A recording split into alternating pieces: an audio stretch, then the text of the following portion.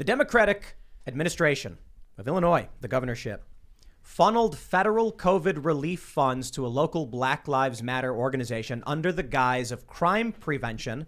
And one of the leaders of this local BLM group has actually been charged with violent crimes themselves. So just outright, this is crazy to hear.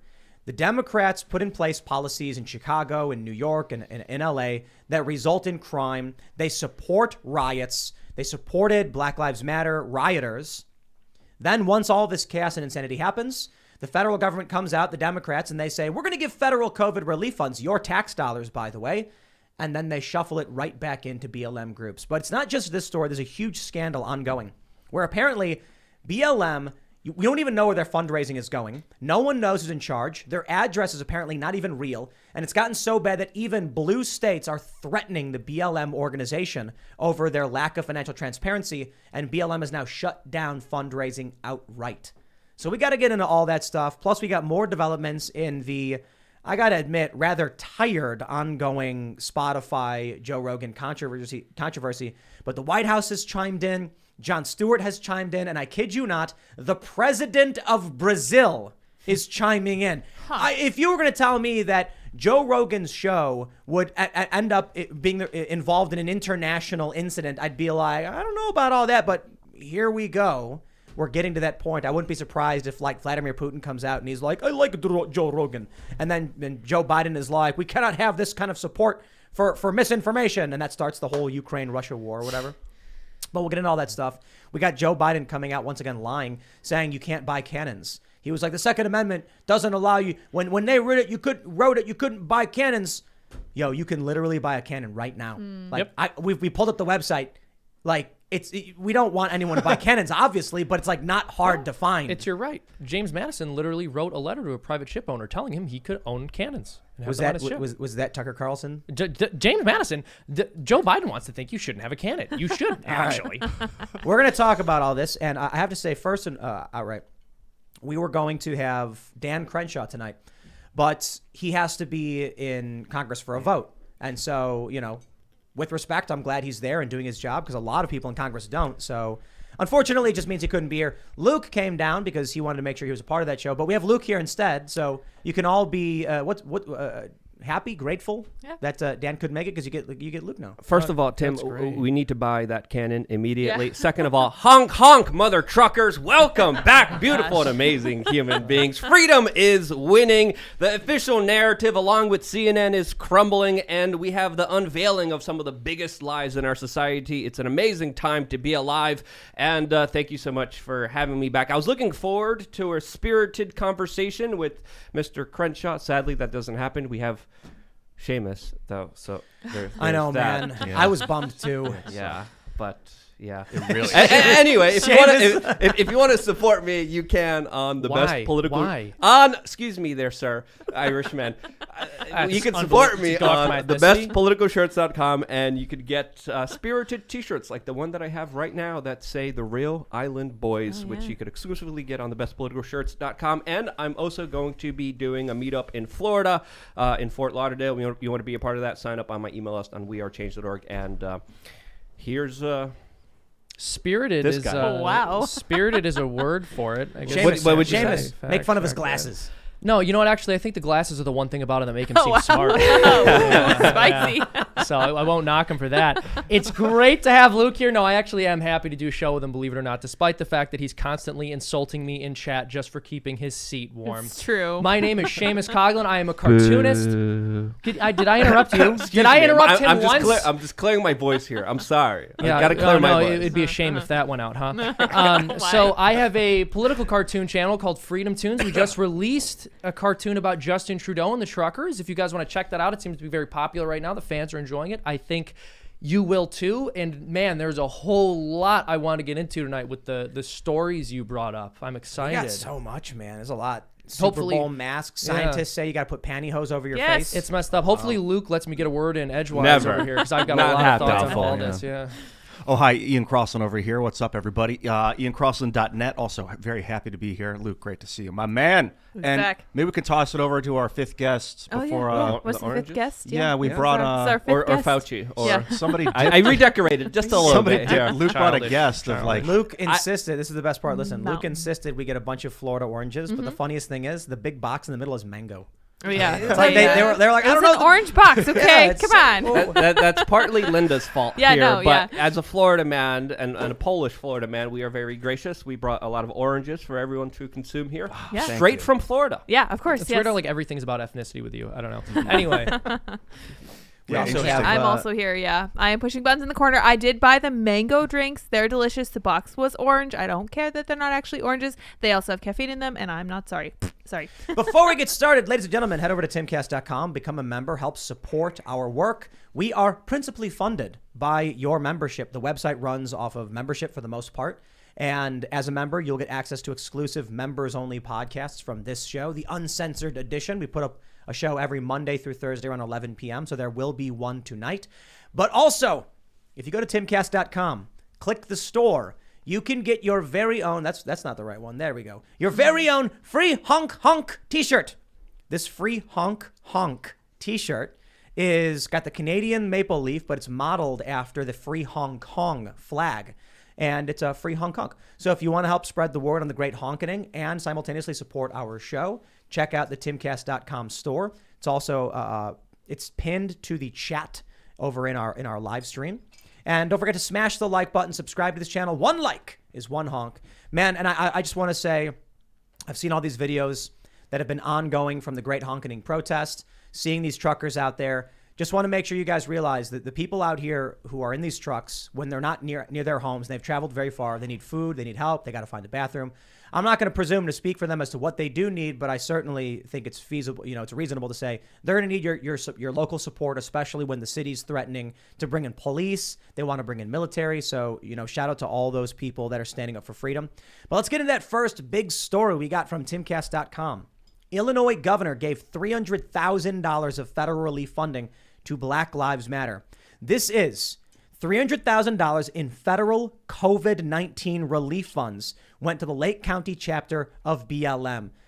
I could not, when I saw this, you know what I wanted to do? I went on Twitter and I was like, what do I tweet? And I was like, oh, I know. I'll tweet, are you paying attention? Wait a minute. my gosh. No, I can't tweet that. For not only does Jack Posobiec tweet that for everything, I'm like, I think we're paying attention now, especially if you're following me on Twitter. So I just said, I'm not even going to ask. I know you're paying attention.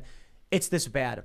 Let me pull up their official documentation. This is COVID-19 relief funds. Check it out.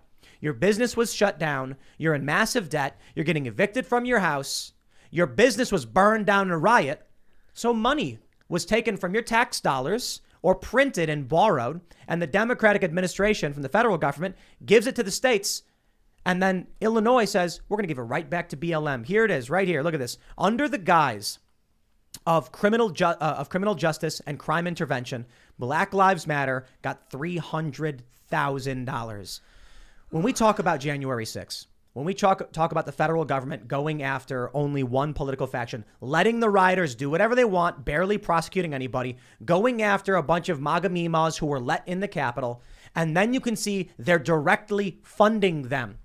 You know what? Maybe the reason they're not going to charge any of these rioters with terrorism, because then they'd all basically be committing some kind of sedition and insurrection, and then they would be ineligible. So when they sued Madison Cawthorn saying he couldn't run for re-election, I tweeted out, Kamala Harris is ineligible to run for public office because she engaged in insurrection against these United States by providing material support to those engaged in insurrection and terror against this country. Amen. So BLM is kind of the perfect scam here because there are absolutely no results needed. What are the strings attached to when you give them money? What are they going to say? It's part of what's brilliant about this kind of political activism, generally speaking. The worse the problem gets, the more they can claim that they're needed and the more they can claim that you have to give them money or else you don't care about the problem. On top of that, when it comes to JB, I'm not sure if y'all are familiar with him or if the audience knows much about him, but being from the state of Illinois originally, I can give you a few facts on him that will leave you unsurprised with the fact that he would mismanage federal funds in this way. Firstly, he is every single thing that the left claims to hate and he's all of them at the same time. It's almost amazing. He is a billionaire trust fund baby venture capitalist. And in the state of Illinois, he raised the collective tax burden by $5.25 billion, still couldn't balance the budget. He tried to raise it $8 billion, but wasn't able to. But he himself does everything he can to avoid taxes. He had a second house, which was a mansion, and he had every single toilet removed from it so it would be considered uninhabitable when the tax assessor came, and he wouldn't have to pay. Yes, and so he wouldn't have to pay as much in taxes. He's an absolute swamp creature. So we could take the toilets out of here and just put we could dig a hole in the backyard, and I don't got to pay taxes. And yes, well, you have to pay some taxes, but it's assessed as being at a lower value if it's uninhabited or uninhabitable. Wow, that's amazing. Very slimy. Well, if there's anything that the government's really good at, it's wasting your money and scamming people. And this is a perfect example of this. Where did that money go to? An organization that can't even account for $60 million, as of course there's ongoing investigations into BLM right now. I mean, what did you expect? And then, I mean, there's so many different consequences here. There's so many different ramifications here. There's so many different ways we could even talk about this specific story. But this is how the government chooses to take your money that you gave them. They create the problem. Exactly. Then they take your money to fix the problem and give it back to the people creating the problem, or partly. And then make more problems. Right. So the president of the Lake County BLM chapter, Clyde McLemore, was arrested in Kenosha in 2021 and charged with felony battery of a police officer. So, look, you got somebody who is actually arrested for a violent crime being given money under the guise of preventing violent crimes in Chicago. Now, innocent until proven guilty, of course, always. And with a lot of the stuff going on these past few years, I'm not necessarily going to sit here and just blindly trust cops or anything like that. But, BLM, this is not the first scandal. It'll certainly not be the last scandal. I think what people need to understand, I don't know how else to say it, there is a powerful element of the government that hates you, that is actively funding people who have destroyed lives and are destroying your businesses and your homes. And we are watching them do it with your own dollars. Yeah, exactly. They funded an organization that called for the disbanding of the family unit. They they funded an organization that literally has Marxist talking points that wants to, of course, spread divide and conquer techniques that have been effectively deployed in the United States and have worsened race relations here in this country. Yeah, well, it's funny because I was going to ask the question, could you imagine any right-wing organizations receiving this kind of money from the federal government, like the Patriot Prayer Group? But then I realized they're pretty much entirely employed by the federal government, aren't they? Yeah. Patriot Prayer? Patriot Prayer Group? Or I'm sorry, what's the organization? Oath Keepers. Oath Keepers, I'm sorry. Yeah, I don't know about, I don't know what's going on with Patriot Prayer guys, but Oath Keepers apparently. Yeah. Yeah, man. We were talking about this the other day with Julie Kelly, where you have all of a sudden these people, everyone's asking like, why aren't they being charged in the January 6th, riot? And then all of a sudden they get charged because they were going to be called as witnesses, and now they can plead the fifth. Yo, dude. Very sketchy. I got to be honest, though. I don't want to be Debbie Downer. I don't want to be Negative Nancy, right? For some reason, we have these alliterative words for being, depressive. But I really do think that we're seeing these stories. It's exposing what's going on. And it used to be that this stuff happened and we didn't even know it was happening around us. So what you got to watch out for is, because I fall victim to this sometimes as well. You read all of this really bad stuff and you're like, man, things must be really bad. And then I stop and I'm like, actually, we wouldn't even know this was happening 10 years ago. Exactly. So it's actually, it's bad it happened, but we've got investigative reporters exposing all of this stuff. That's pretty good. Yeah, there's a theory out there is, people are asking themselves, is the world becoming a worser place, or are we just finding out exactly how the world really works? And I think we're finding out exactly how the world really works, and there's consequences for negative actions. For every action, there's an equal reaction. That's Newton's third law. And even just, yesterday, we had the Indiana Attorney General come out and say that BLM is a scam, and he said that the House of Cards is starting to fall, as of course there's major questions about the $60 million that were given to them by major institutions, by very powerful players, and now even governments, not just multinational corporations pushing an agenda, not just BlackRock and the ESG social credit score, but there's so much influence here when it comes to pushing this narrative, and the unraveling of it, it's going to have equal consequences, in my opinion. There's something interesting to be said about individuals choosing to donate, but the government funding, I have to wonder if, I'm willing to bet Illinois is not the only state that did this. Absolutely not. I'd love to know to the extent to which you've got these smaller groups. Just think about this. We had riots all over the country. it was not centrally organized. Not necessarily. It may be through perhaps the Democratic Party and like groups like Act Blue that were bailing out a lot of these people. But the funding that went to these smaller groups in all of these different places, where did they get that money from? If Illinois was giving it to a local chapter, would is government funding them in other areas? I'd have to assume yes. And most importantly, what did they do with that money is the bigger question asked here. And it could be reasonable to ponder that maybe they don't want to release the records of the $60 million because now the California and the Washington Attorney General are demanding the financial disclosures of where the money came from. You could argue that maybe there's even more governments that were involved here with the funding of BLM that they don't want publicly released, and that's why the data hasn't been out there. Do you remember that there was that guy in California who had his own group called Black Lives Matter, and he raised like $300,000 on his own, and then they went after him and they destroyed his life. He owned it before they did, and they went after him. So this was an actual activist. This wasn't some guy trying to. But it was I repeat myself, right? But was this actually someone who believed in the cause, trying to raise money, or was he using their name? When BLM first started, there was no like centralized organization or anything. So he was like, okay, I'll make a nonprofit. We'll call it this. And he said his goal was to bring the community and the police together so that we can end, this clash and this conflict. Right. That flies in the face of what they're actually trying to do. They're trying to abolish the police. Exactly. Yeah. So they accused him of being a charlatan, a fraud. His fundraising was all suspended. They went after his finances, and he was legitimate. He was like, as far as I know, he was totally legitimate. Well, and that's the thing. They always go, say Black Lives Matter as if that's all they actually want. But they know if you say BLM, what you're actually saying is I support this organization. And the reason we know this is because this guy was literally saying in the most direct way possible, Black Lives Matter. And they said, nope, can't do that. It's time we recognize this idea of the working class and the elites and these other classes based on 100 years ago, these writings of, 100-year-old dudes, is wrong, or at least needs to be updated. Because how do you explain these urban, unemployed leftists who are not working class, but they claim to be, and they hold these insane ideologies, and they support these insane cultural ideologies? They're not, the truckers are the working class. These people aren't, I refer to them somewhat as the intelligentsia because they're college educated, but they're not the intelligentsia.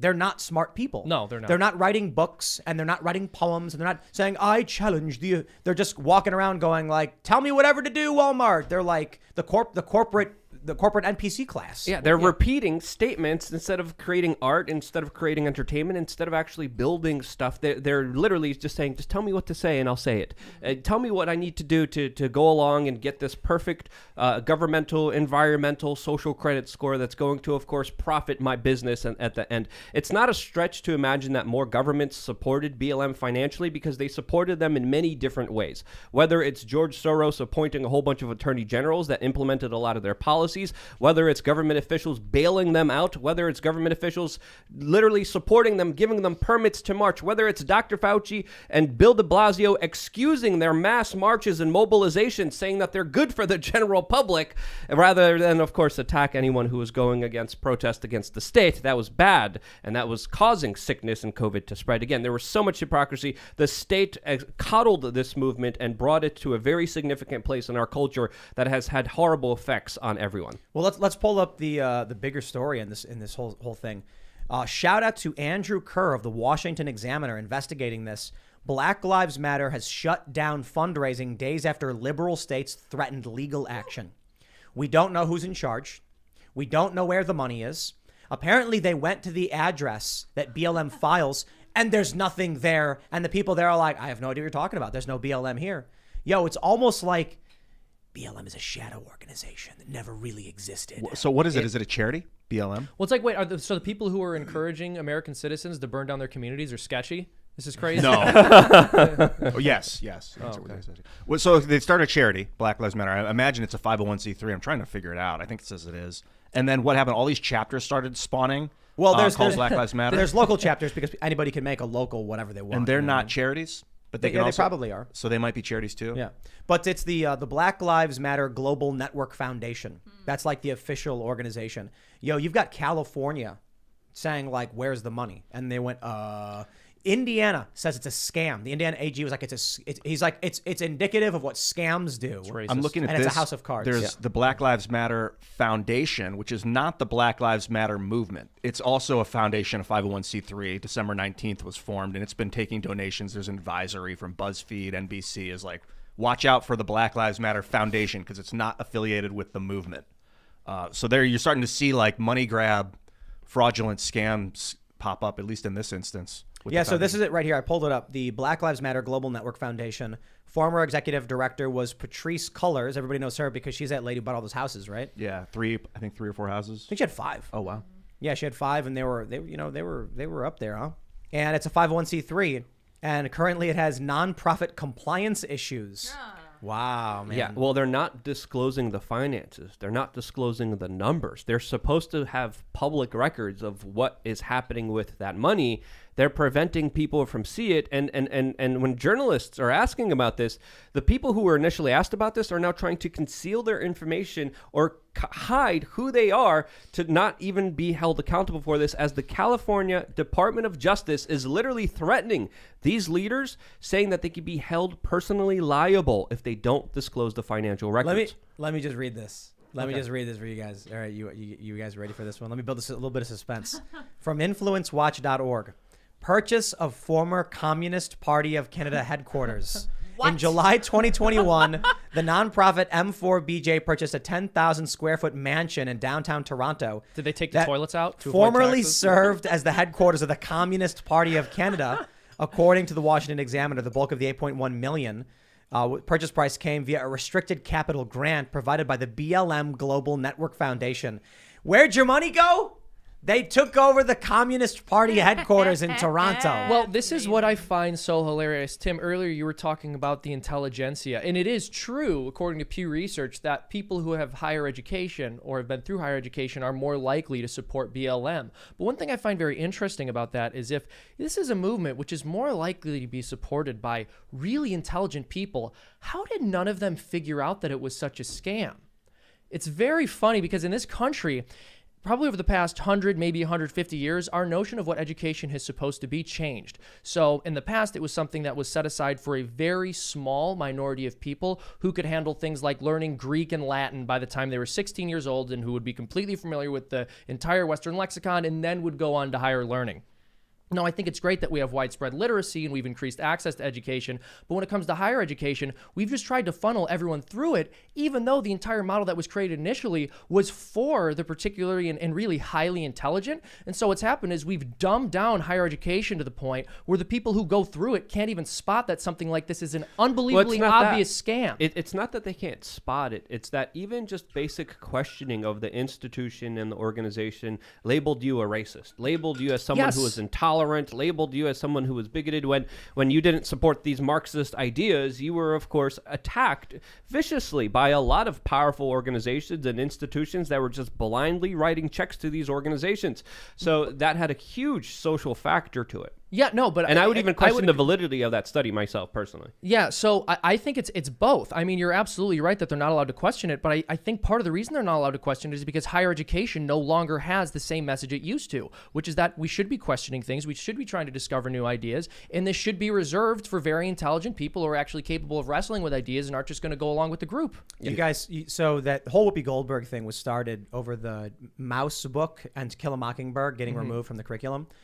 The New York Post even claimed Mouse was banned. It's literally not true. Banned. So I've got a couple points to make. This is fun. So I was on Facebook and this lefty guy I know, he posted, hey, look, they banned Mouse, and then linked to a story. And I responded with, they didn't ban it. They just took it off the curriculum. And the response was, that means the school banned it. No. And then I responded with, the Gulag Archipelago was also banned. And they all went, whoa, really? And I was like, that's right. Because it's not in their curriculum. That means it's banned, isn't it? Yeah. So I saw another post, right? And it's this meme going around. Many of you may have seen it, where it's a stack of books and all of these banned books. And it's from Occupy Democrats or something. And it says, kids, listen, if anyone tells you that you can't read a book, you need to find this book and read it and decide for yourself. My response was, absolutely. We should be sending kids the book Rigged by Molly Hemingway so they can learn about the election. And if anyone tells them they shouldn't read it, that's proof they should. Irreversible harm. And then it's actually funny because I saw that post, I saw that meme, and one of the books in the meme was The Joy of Sex. And it's yeah, before a certain age, you probably shouldn't be reading that. But they're not banned books. It's I know. So they told me, these books aren't banned. These books are banned. And I was like, when I was a kid, a banned book meant if you brought it to school, they'd take it from you and call your parents. They'd be Yes. like, this is inappropriate for kids. You should not be showing this. And usually it was like serious adult stuff. That's a banned book. When they're just like, we're not going to make it required reading, but we don't care if you have it. It's in the library if you want to read it. That's not banned. That's not banned. No. But this is how do we get into the book thing again? I don't know. You were mentioning. We were just talking about higher education and how it's Oh, You know, right, the totally problem failed with in this that country. is that being intelligent and educated doesn't mean that you're moral. And No, so a lot absolutely. of really intelligent people do really immoral things, like the good Nazi point. I hear you. scientists, for instance, but maybe BLM as well. I don't know. Well, how I would- immoral you could consider it. I agree completely, but I also think that's a product of the fact that in some ways we've reclassified what it means to be intelligent. So historically, and I think if you look at like Aquinas or Aristotle, their definition of intelligence was that you were able to see the world for what it was and then act in accordance with it.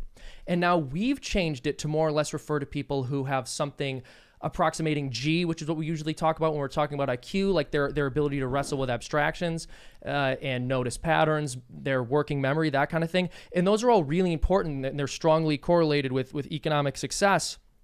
But intelligence in the classical sense also does include a person's ability to behave virtuously, because virtue is just acting within reason Is that EQ? rather than choosing short-term pleasure, which is more intelligent. I want to think of it like that bell curve meme of the really dumb Yeah. person, Yes. the mid-wit, and then like the smart person.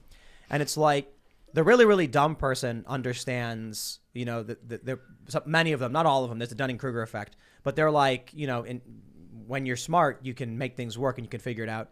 The really, really smart people understand this, but the people in the middle are like, I went to school, therefore I'm smart. Exactly. That the whole basis is we're the better men because those truckers never graduated college. Exactly. The non-college educated. You know what's really funny?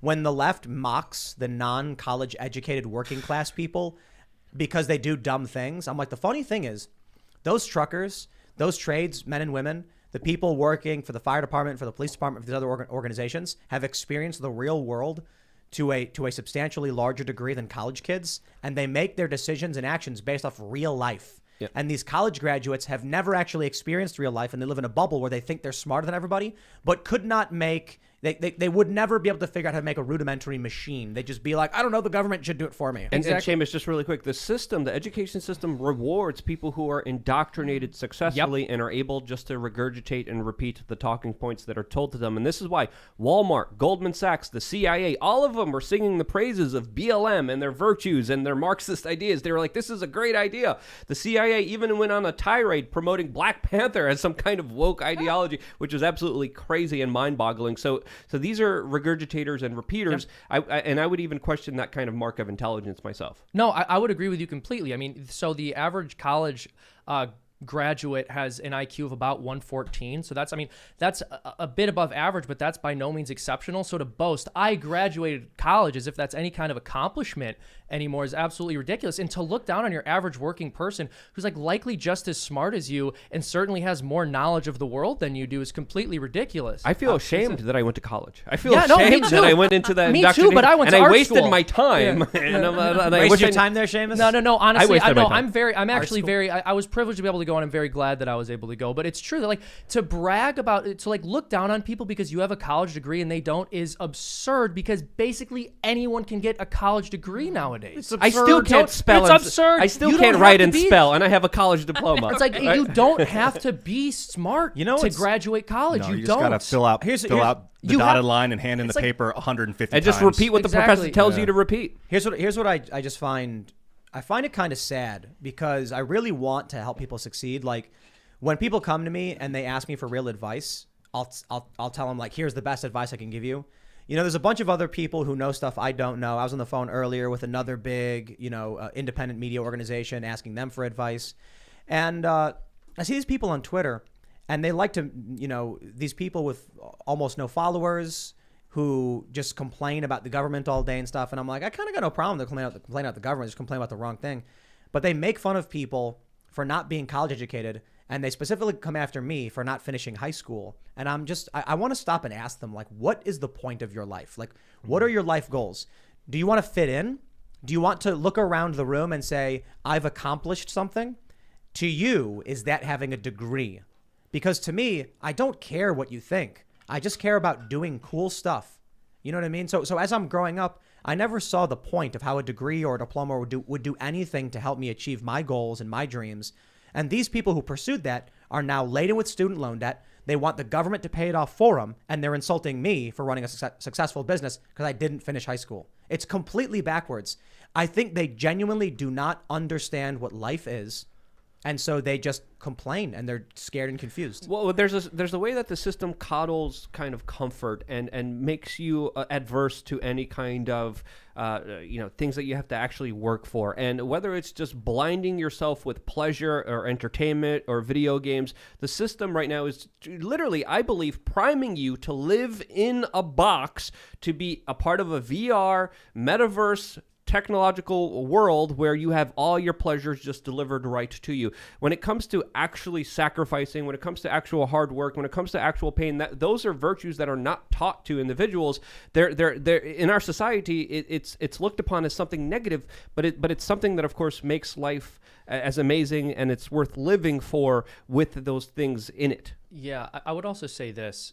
When people sort of look down on you for your level of education, even though you have a very successful business, there's something ironic about that, because particularly with the purpose of modern education, it's more or less to get people credentialed so that you can predict their future success.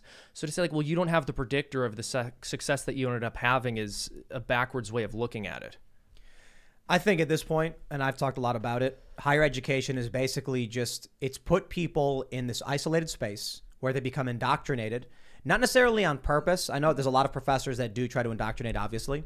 But when you take a bunch of people and put them in an environment where they're not actually going to learn anything meaningful for the most part. I mean, obviously they might learn about the great works and the great quotes. But I mean, can they fix a toilet? Yeah. Can they repair their car? Can they balance a checkbook? Did they learn finance? A lot of people go to school for things that don't make sense. No, yeah. So what happens when you take all of these people, put them in this room, they develop no meaningful skills, release them into the world, they're confused why they don't fit into society, and they get angry about it. They demand the government change everything for them. But if they did, the system would collapse, because these are not the people propping the system up. Mm-hmm. You want to know who's propping the system up? Very, very obviously. I know it's almost ad nauseum at this point. Truckers, transferring the goods, carpenters, tradesmen, contractors, plumbers, electricians. All, like, I tell you, man, get any degree in the world you want. You will need a plumber 100 times more often than you will need someone with a degree in, from a liberal postmodern literature or something like that. Yeah, like I read Marx and I read all of these great works about communism. I'm like, can you fix my toilet or not, dude? I don't know what you're talking about. I'm thinking about the difference between IQ and EQ. That's intelligence quotient and emotional quotient, and kind of how the idea of intellect is, you could probably divide it into both. And I wonder if it's the struggle of the blue collar work that develops EQ. It's the pain of like having to do something you don't necessarily want to do, that you learn like how to deal with emotions. EQ is more. I gotta stop you right stability. there. No, I gotta stop you right there. What do you mean you don't want to do? What does that mean? Like it's stressful. Jobs that are stressful. A job that is stressful is the job that you don't want to do, and that could be any job in the world. Well, like this job is not stressful to me. I used to chop wood. That was really hard on my body. And that's for you. And there are a lot of people I know that are like, I could never sit in a seat and talk about this kind of stuff. I'd be so embarrassed and insecure. I'd rather just chop wood, man. I know people who work HVAC who are like, I tried doing other stuff, but this really is where I just feel the most useful. Like when we have a contractor come in here and you get a guy who's like just like a regular, laborer, and he doesn't know anything about HDMI cords or 4K or whatever. And then he's like, oh, you got a support problem in your wall. I'm like, please help me, because I have no idea how to fix that. That's a person who's passionate about their job, who says, I can solve this problem for you. They feel good about their job. Anybody can feel good about their job. The issue is we're taking these young people, we're putting them in colleges and telling them to be astronauts and rock stars. Y'all should have watched Fight Club, because Tyler Durden told you right then, that's not what you're going to be. Learn something meaningful. Mike Rowe says it. I want to push back a little bit. He said, don't follow your passions. Follow your talents? No, he said, don't follow your passion. Let your passion follow you, basically. Take your passion with you to whatever job you find. Right. Yeah. Right. I think, we have too many people who want to be acknowledged, but it's like they want to be on TV. They want to be influencers. They want all the likes. But you could just be a really, really great electrician, and then you go and work a job, and you're going to have some family, and they're going to be like, you are a lifesaver. We had no idea what the problem was, that the refrigerator went out, our food was spoiling. He came in, snapped his fingers, and solved all of our problems. Lifesaver. Just really quick, don't watch Fight Club if you're in China, because the government there just edited the ending of it. But second of all, life has a lot of ups and downs. It's a crazy ride, but they're trying to incentivize that. It's only going to be up. But again, you can't have the up if you don't have the down. But this is why the World Economic Forum, a part of their 2030 pledge for not owning anything, not having any privacy, was also that you'll be happy. This is what the system uses in order to incentivize everyone, because they make you miserable on purpose. They create the circumstances in your life where you are indebted, unhappy, unsatisfied, and a little worker bee slave for their establishment. And then they're like, but we'll give you all the happiness. Just give us more of your liberty, more of your freedom, more of your responsibility. You don't have to sacrifice and work hard. Those are bad things. And when you teach people not to sacrifice, not to work hard, you literally create little lemmings. You create the perfect slaves that are going to be perfect for the establishment to have as their little peons to do whatever they wanted to do with, because then you get rid of personal responsibility and people's internal strength. But let's have an honest conversation about this, right?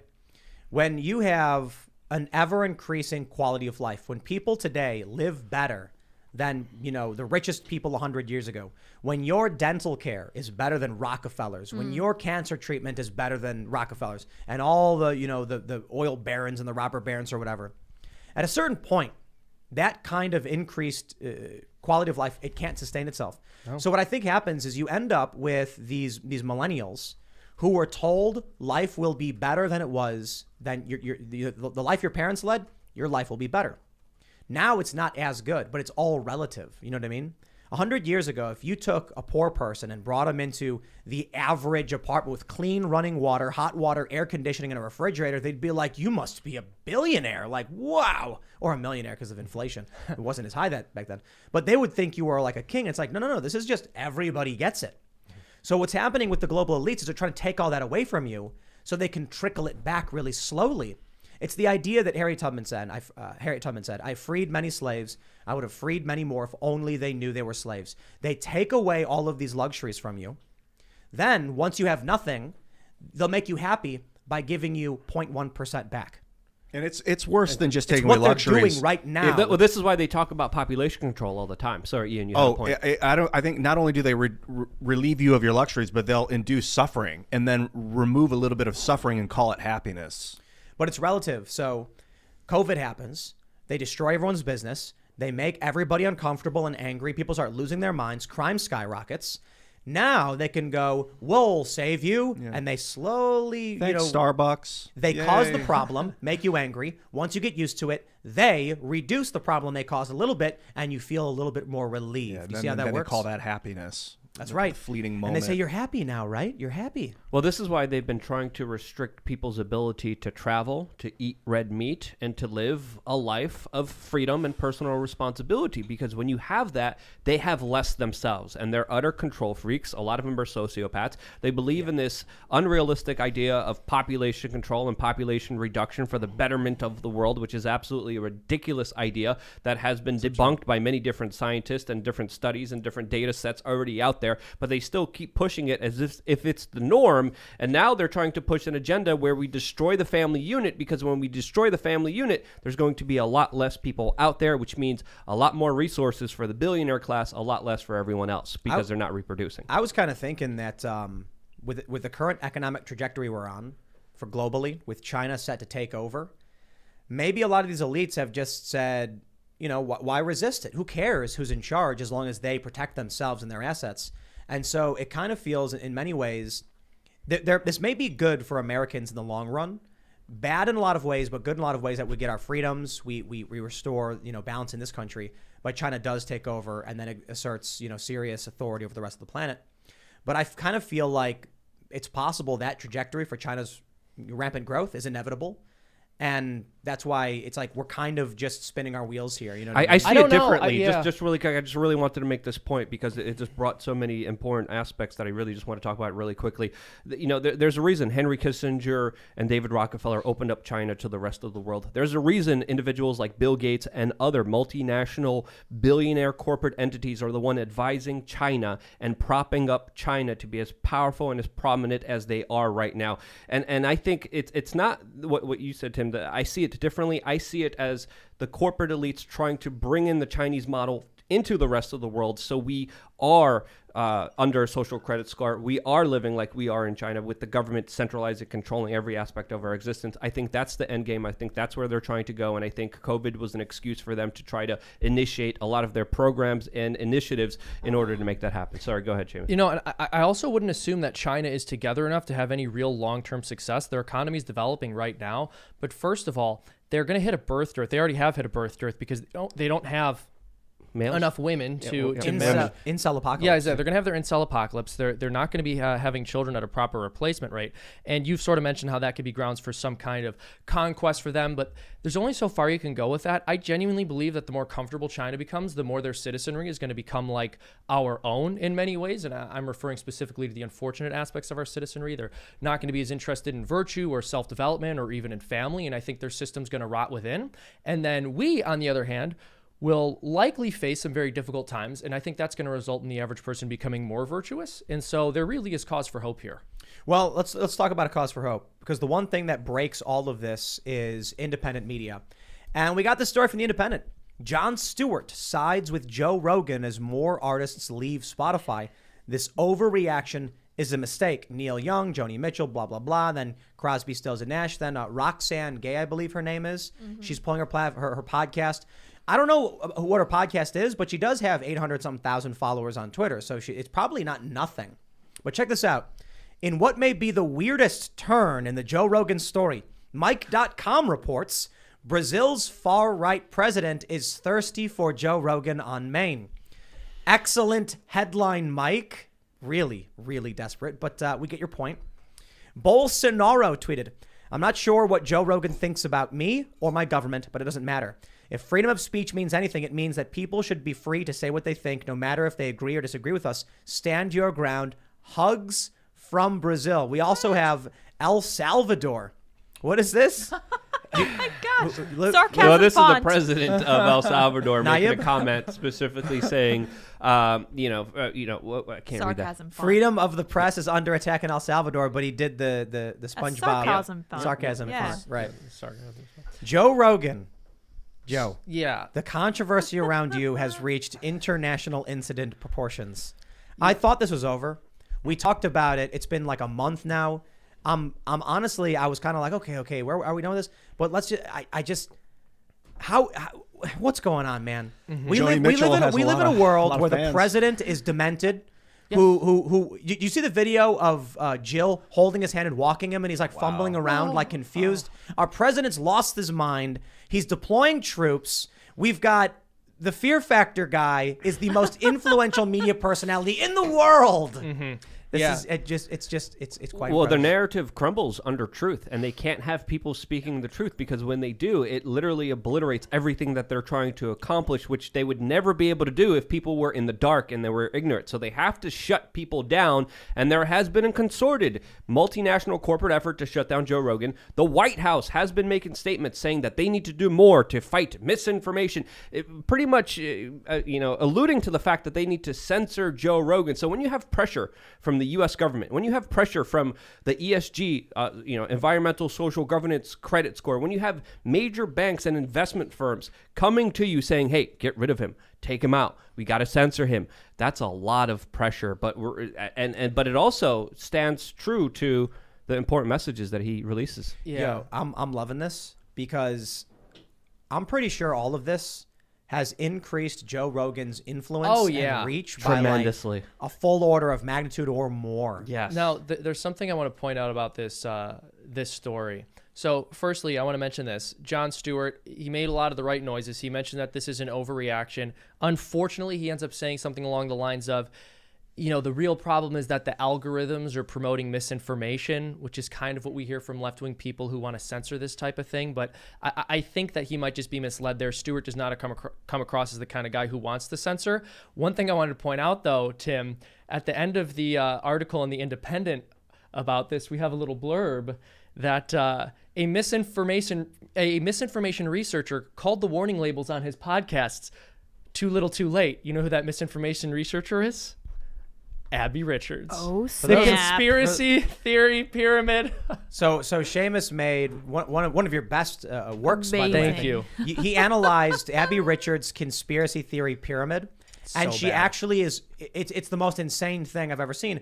This woman, who's considered an expert, questions the Iran-Contra scandal. Like, Yeah. that's not. We know that happened. Well, We- so what she said And in the deep response, state. yeah, exactly. So what she said in response to that was, oh, well, like I'm questioning Reagan's involvement, but the point is kind of moot because she's had to remake her conspiracy theory hierarchy pyramid scale more than once because things on it literally turned out to be true, so she had to remove them. Yeah. I just want to make this point for Luke while Luke is here. She makes this pyramid where it's like small on the bottom, it gets bigger on the top. And as you get higher up, it all of a sudden is like anti-Semitic conspiracy theory alert, and it's like Hollow Earth. But one of the things she had on one of her original pyramids was Bill Gates microchipping people. And she had to remove it because Bill Gates is developing birth control microchips for people.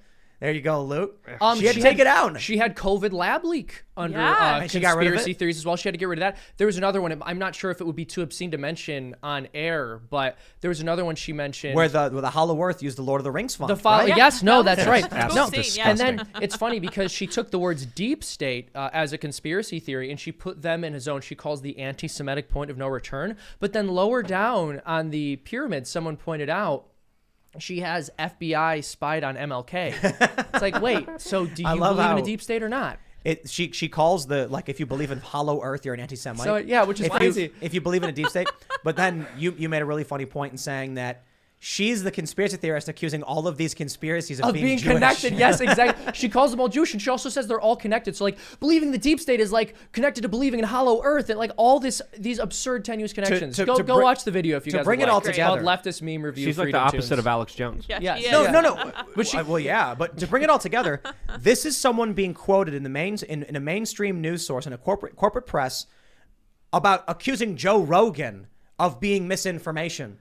And she had to remake her conspiracy chart because she got it wrong so much. She literally said there were multiple things were called conspiracy theories that were too dangerous to believe on her chart that literally turned out to be true. So she had to remove them Amazing. from updates. I'm having a good time. Look Updated at this. We versions of got it. this It's story. This hysterical. Spotify CEO is defending Joe Rogan again, saying that there will be opinions and beliefs that we disagree with, but they're not in the business of dictating discourse. I want to give a special shout out to Joe because he's done something tremendous for all of us. By being on Spotify, Unity did, he basically just built a 30-foot beautiful concrete wall from sea to shining sea. Yes. Yep.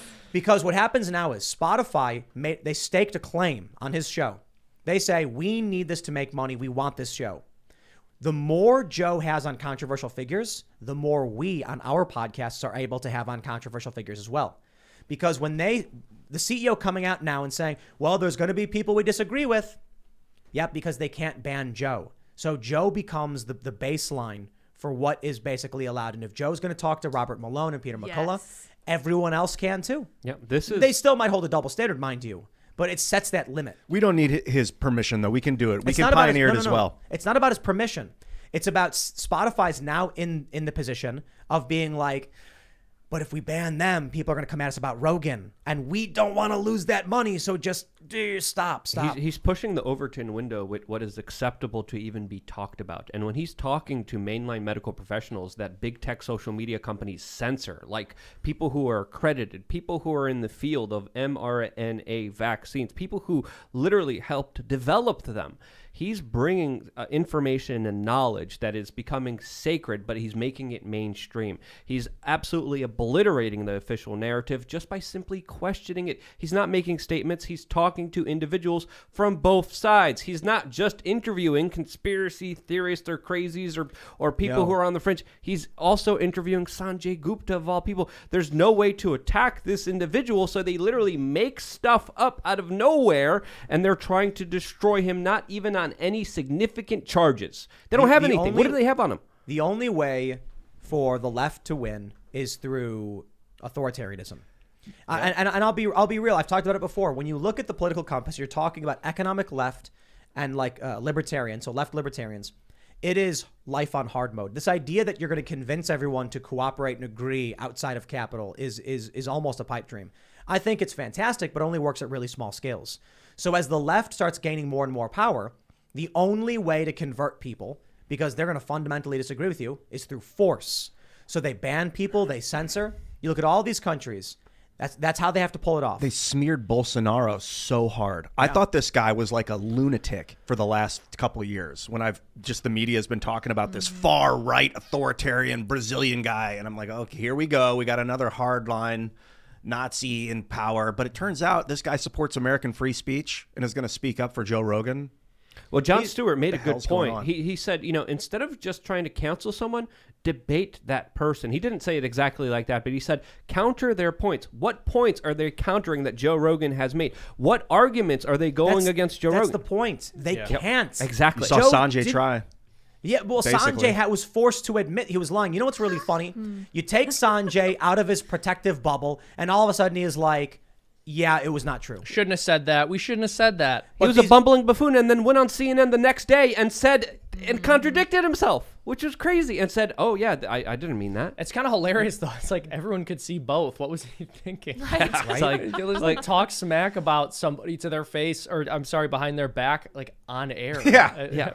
You're not behind their back when you're on air. Yeah, you're not. Well, you're on CNN. You don't get that many viewers That's now. also Let's true. be fair. He kind of had faith no one would see it. The only way the left is able to maintain any kind of narrative is through sophistry.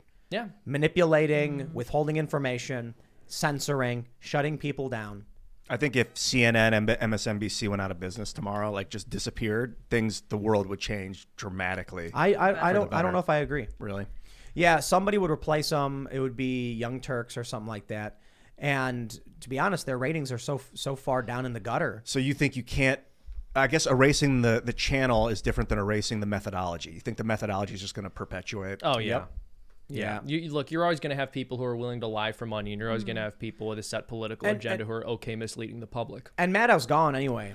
She's her show's changing. I guess what is it, like once a week, and then she's out for 2 weeks. So she's basically just like, she's cashed out as much as she could ripping off these people. I love how these people go on Twitter and they're like, they're all right wing grifters, blah blah blah.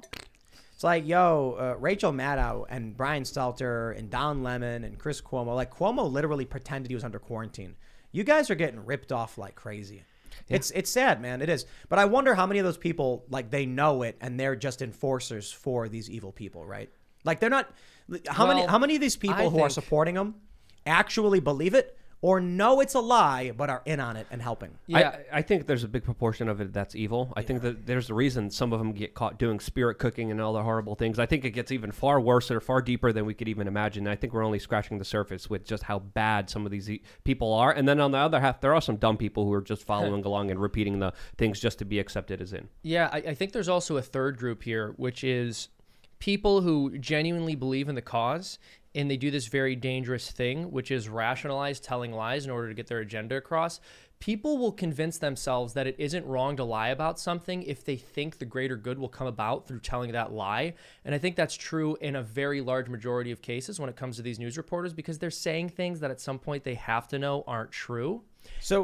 And I think they're able to rationalize that by saying, I'm one of the good guys. What I want for the world is better than what these Republicans want for the world, and they're willing to lie to get it, so why don't I do the same You thing? need a lot of drugs to be in that state, to be honest with you, and I highly doubt there's a lot of them. But I think it's actually very common. They're children. They have a children's view. They view the world digitally.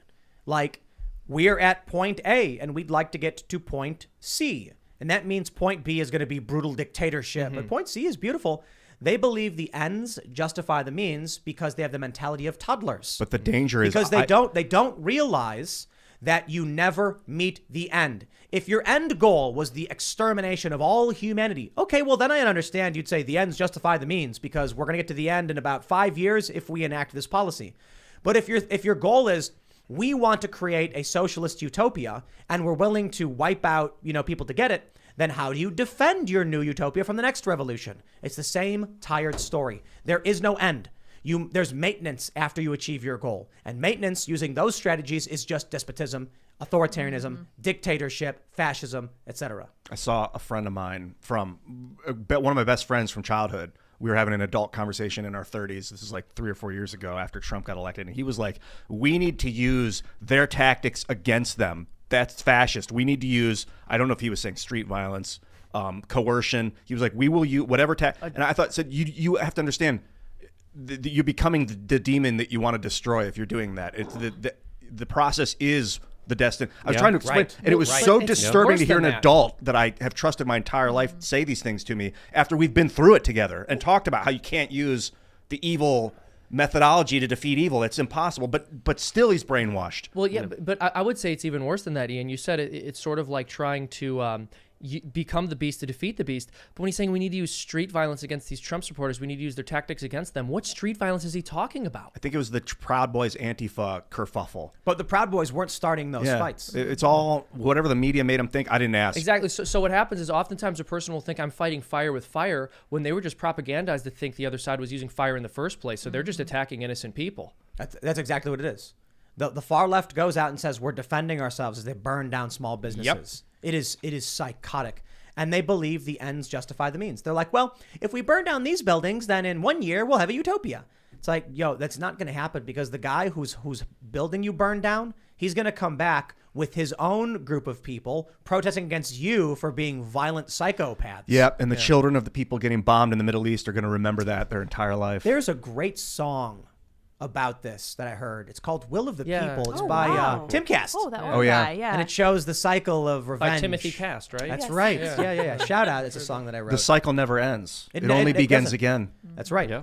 So at the end of the song, like one of the many of you probably have already seen it. It's called Will of the People. People are pulling down a statue, but every time they pull it down, it just rotates and another one comes up. Mm-hmm. It's not my idea. That was a piece of artwork based on the Arab Spring. That every time they pull one statue of a dictator down, it just springs up the next one. That's what it is.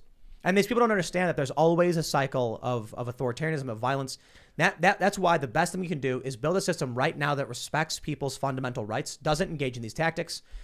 And that's literally how you get your utopia. Yeah. When you have freedom, you have prosperity. It's that simple. When you have governments controlling every aspect of your existence, destroying capital and destroying the free flow of it, you have, again, the downgression and the downgrading of humanity. Let's piss off YouTube and talk about guns. Yes. Uh-oh. I was just about to say that. Joe Biden says, Fox News reports, Biden repeats debunked Second Amendment canon claim, says no amendment is absolute. This guy, I think Joe Biden is demented. Yeah. I think he's just generally not there. True and a nana shabba de pressure, if you know what I mean. Bad calf care. He says gibberish statements like that. He's got hairy. I got hairy legs. The kids sit on my lap. They rub my leg hair down. From the Washington Post, where democracy dies in darkness. Indeed it does. Biden's false claim, the Second Amendment bans cannon ownership. Ladies and gentlemen, not only could you actually buy cannons back then, when they drafted the Constitution. And he was there. He was, yes. Right. You can buy cannons right now. It's like Joe Biden just makes this stuff up. I honestly believe he knows he's lying, but he says this because he's trying to change the cultural perspective of Americans. He wants Americans to go around saying lies. It's really annoying when I have these lefty people. I'm sorry, left. I shouldn't say lefty people because the left likes guns.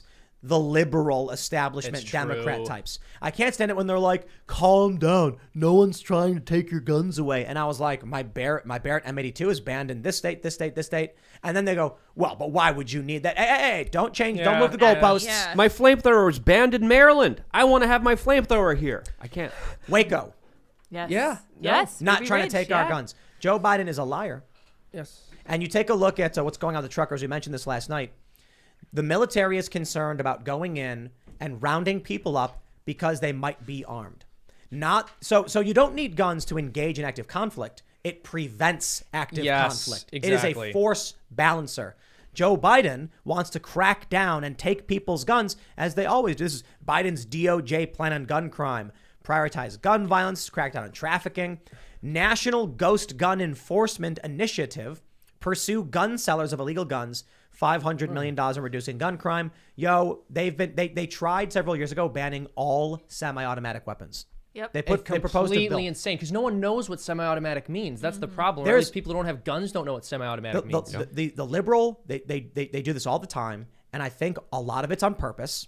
They'll take a picture of a rifle and call it an automatic weapon. Yes. It's a sleight of hand. It's a verbal sleight of hand. Yep. because they could say, oh, well, like I meant semi-automatic, which is a type of automatic. It's like, come on, you know what you're doing. Yo, it's just like with the Joe Rogan thing. They don't know what they're talking about. Yeah. They don't care what they're talking about. They just want a virtue signal. And there's a very serious problem. I said it before, I'll say it again. Michael Malice likes to say, how could you possibly be black-pilled when you see how stupid these people are? And I'm just like, yo, a zombie is stupid, but 1,000 of them are formidable and can take over a city and then convert people into zombies and all that stuff. So when I see hordes of people on Twitter who have no idea what they're talking about, Covington kids, you want to know what worries me? The Covington kid incident shows how a large group of NPCs can destroy the life of teenagers, and what could be done. Now, we effectively countered that. Exactly. Proved the lies, but it doesn't always happen that way. Look at Russiagate. Look at Ukraine Gate. No, I mean, you're right. We don't always win, but I think people are starting to wake up to it. And there are reasons to be white-pilled. And their stupidity is one of those reasons. I remember when I was looking at the footage of Nick Sandmann a couple years ago, you had the black Hebrew Israelites there, and the way the media reported on it was that they were young African-American men preaching about the Bible and oppression, which is a hilarious way of characterizing that if you have any idea what the black Hebrew Israelites are saying. Yeah. These are things that would get your channel banned if I said them out loud. But you were also talking a little bit earlier about the fact that lefties really do like gun crime. Or I'm sorry, don't like gun crime. They actually don't have a problem with guns. And it's true, and you sort of mentioned establishment liberal types tend to be more likely to be in favor of gun control. But one thing I found is a lot of the more like milquetoast establishment Democrat liberals I know say that the one conservative position they have is that they're against gun control. It is a losing issue for the left overall, and I think there's a white pill there as well. Just want to mention as an absolute aside to derail. Yeah, part of the reason I got tripped up verbally there is because Tim was like standing, messing with things on the table. Luke Rudkowski. Luke broke our Fauci bobblehead. I was redecorating. I tried to stop him. He wanted to put the gorilla on top of Fauci. He did, yes. I was redecorating, and then we were working on a thumb for the vlog where the gorilla was with Fauci, with Seamus's face. I literally there tried was some stopping him There was from some doing motion action that was happening for the Luke, for you thumbnail are literally with hurting your Seamus's credibility. You're hurting your credibility as a journalist. How do we get the rights to that song by Celine Dion? Fauci's glasses fell off. For everyone not watching, the gorilla was on top of Fauci. The glasses fell off. The feet were disconnected. It was childish. It was ridiculous. I tried to put a stop to it. Anyone who watches the vlog is going to know that Luke is lying. You've just undermined your credibility as a journalist. Your career's over. Anyway, What were we talking about? Something about we were talking about we were having a serious discussion, about, and then Luke comes in with his shenanigans. This was before the show. First of all, we were talking about specifically how when governments disarm citizens, historically, this usually leads to a lot of atrocities. Always does. Always. A lot of Do this for me. Also, this is what I'm saying. Democrats, even establishment Democrats, the actual constituents are generally against gun control. Right. So let me ask the audience a question. I'd like to ask the audience. Oh. Can you name a country for me where they enacted extreme gun control measures and then people didn't lose their rights right afterwards? Or like, or there wasn't a massacre or genocide. No. I mean, Australia is not. They've lost their rights. I don't know about Right. So here's the issue.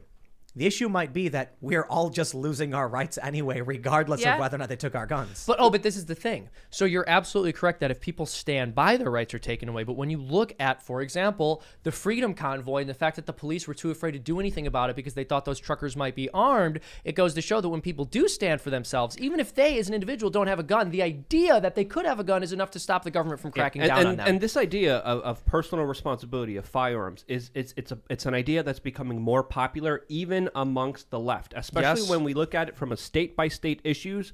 The people's ability to be able to defend themselves is dramatically going up on a state level because people are realizing, hey, the government is absolutely not working in the benefit of the general public. When there's a pandemic, they're firing hospital workers. When there's a supply chain crisis, they're limiting the amount of trucks that could go through the border. When there's a financial crisis, they're spending more money. When there's a potential war, they're firing members of the military for not following their vax mandates. They're doing the exact opposite of what they should be doing. They do not care about you. And the only person responsible for you, yourself as an individual, is yourself and no one else, and people realize that more than ever because the lie and the mystery of government is being unraveled right in front of them, and people are saying, hey, I got to be dependent on myself and no one else. I'm hearing this impassioned plea from Luke, very seriously standing on the soapbox, demanding that people stand up for their rights, and it's very difficult to take seriously because of his shirt. The real island boys. Hey, you got to call these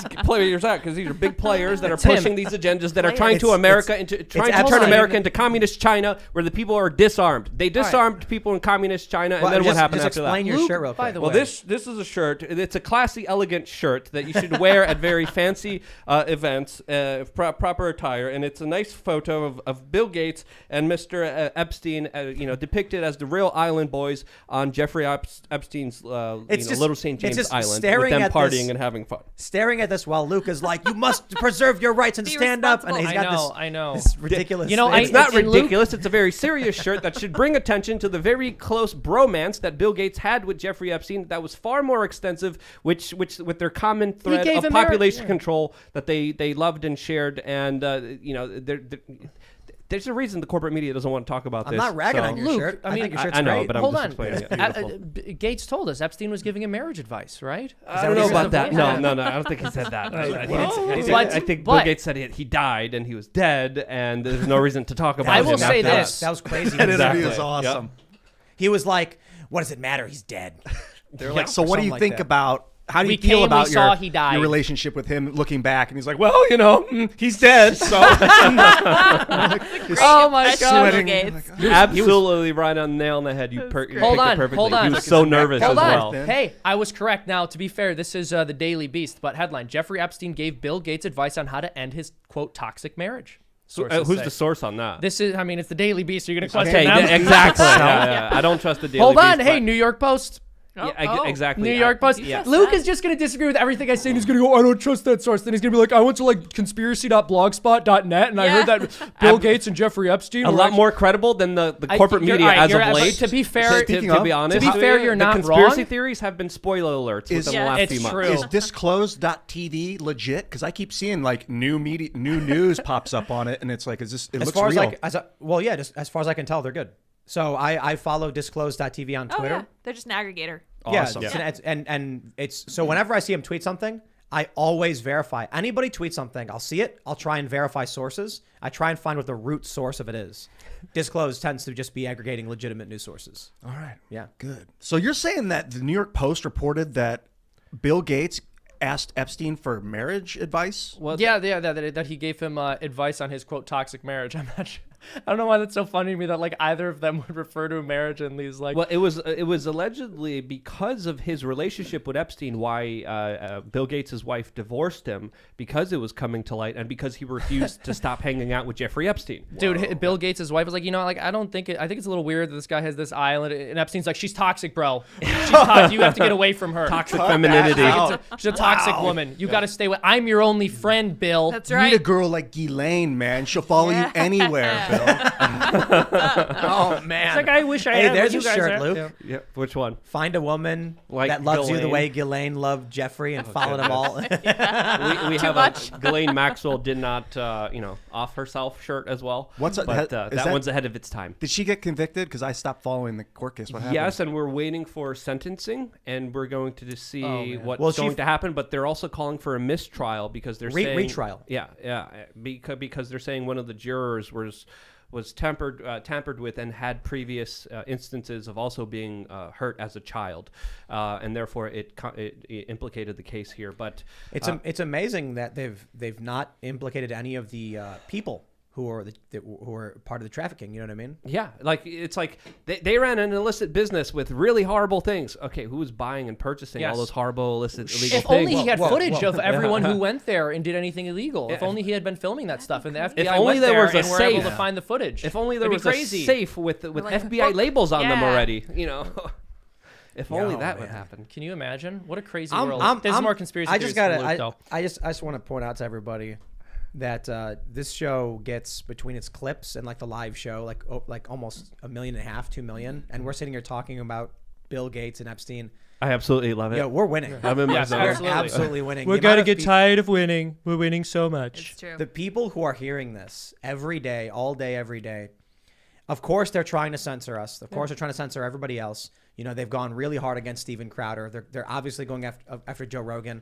But I'm just sitting here listening to Luke's wearing a shirt with Bill Gates and Epstein on it, and we're broadcasting this out to like 50,000 concurrent people.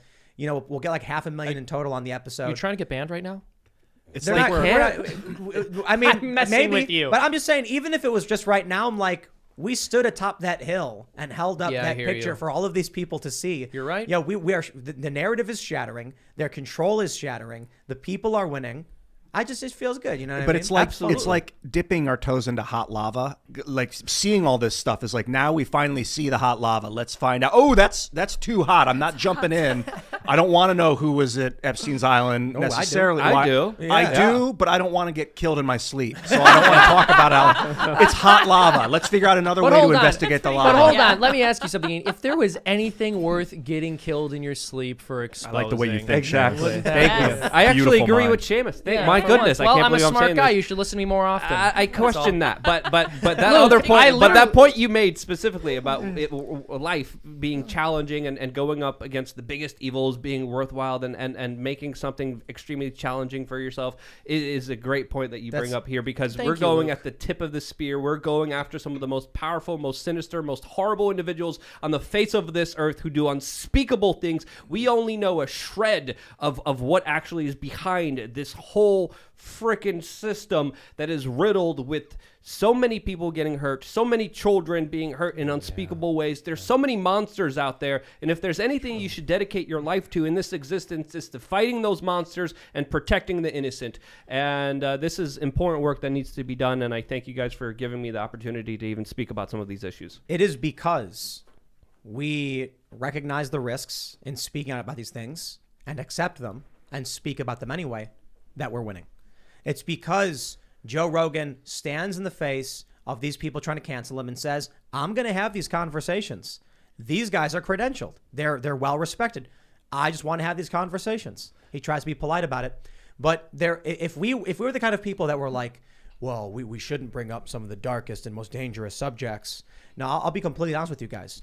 There's censorship. We have to navigate this minefield same as anybody else. So we use Rumble. So we set up at timcast.com. So we put episodes that get a little spicy on Rumble to make sure the conversations will persist. It's not a perfect scenario. We are in a conflict over our right to speak our minds, but we are actively navigating that landscape to make sure we do. This was not possible several decades ago. Yep. We can come on YouTube. When we get issues on YouTube, we put them up on Rumble. And our episode with Darren Beatty is our biggest podcast ever with like 2.4 million views.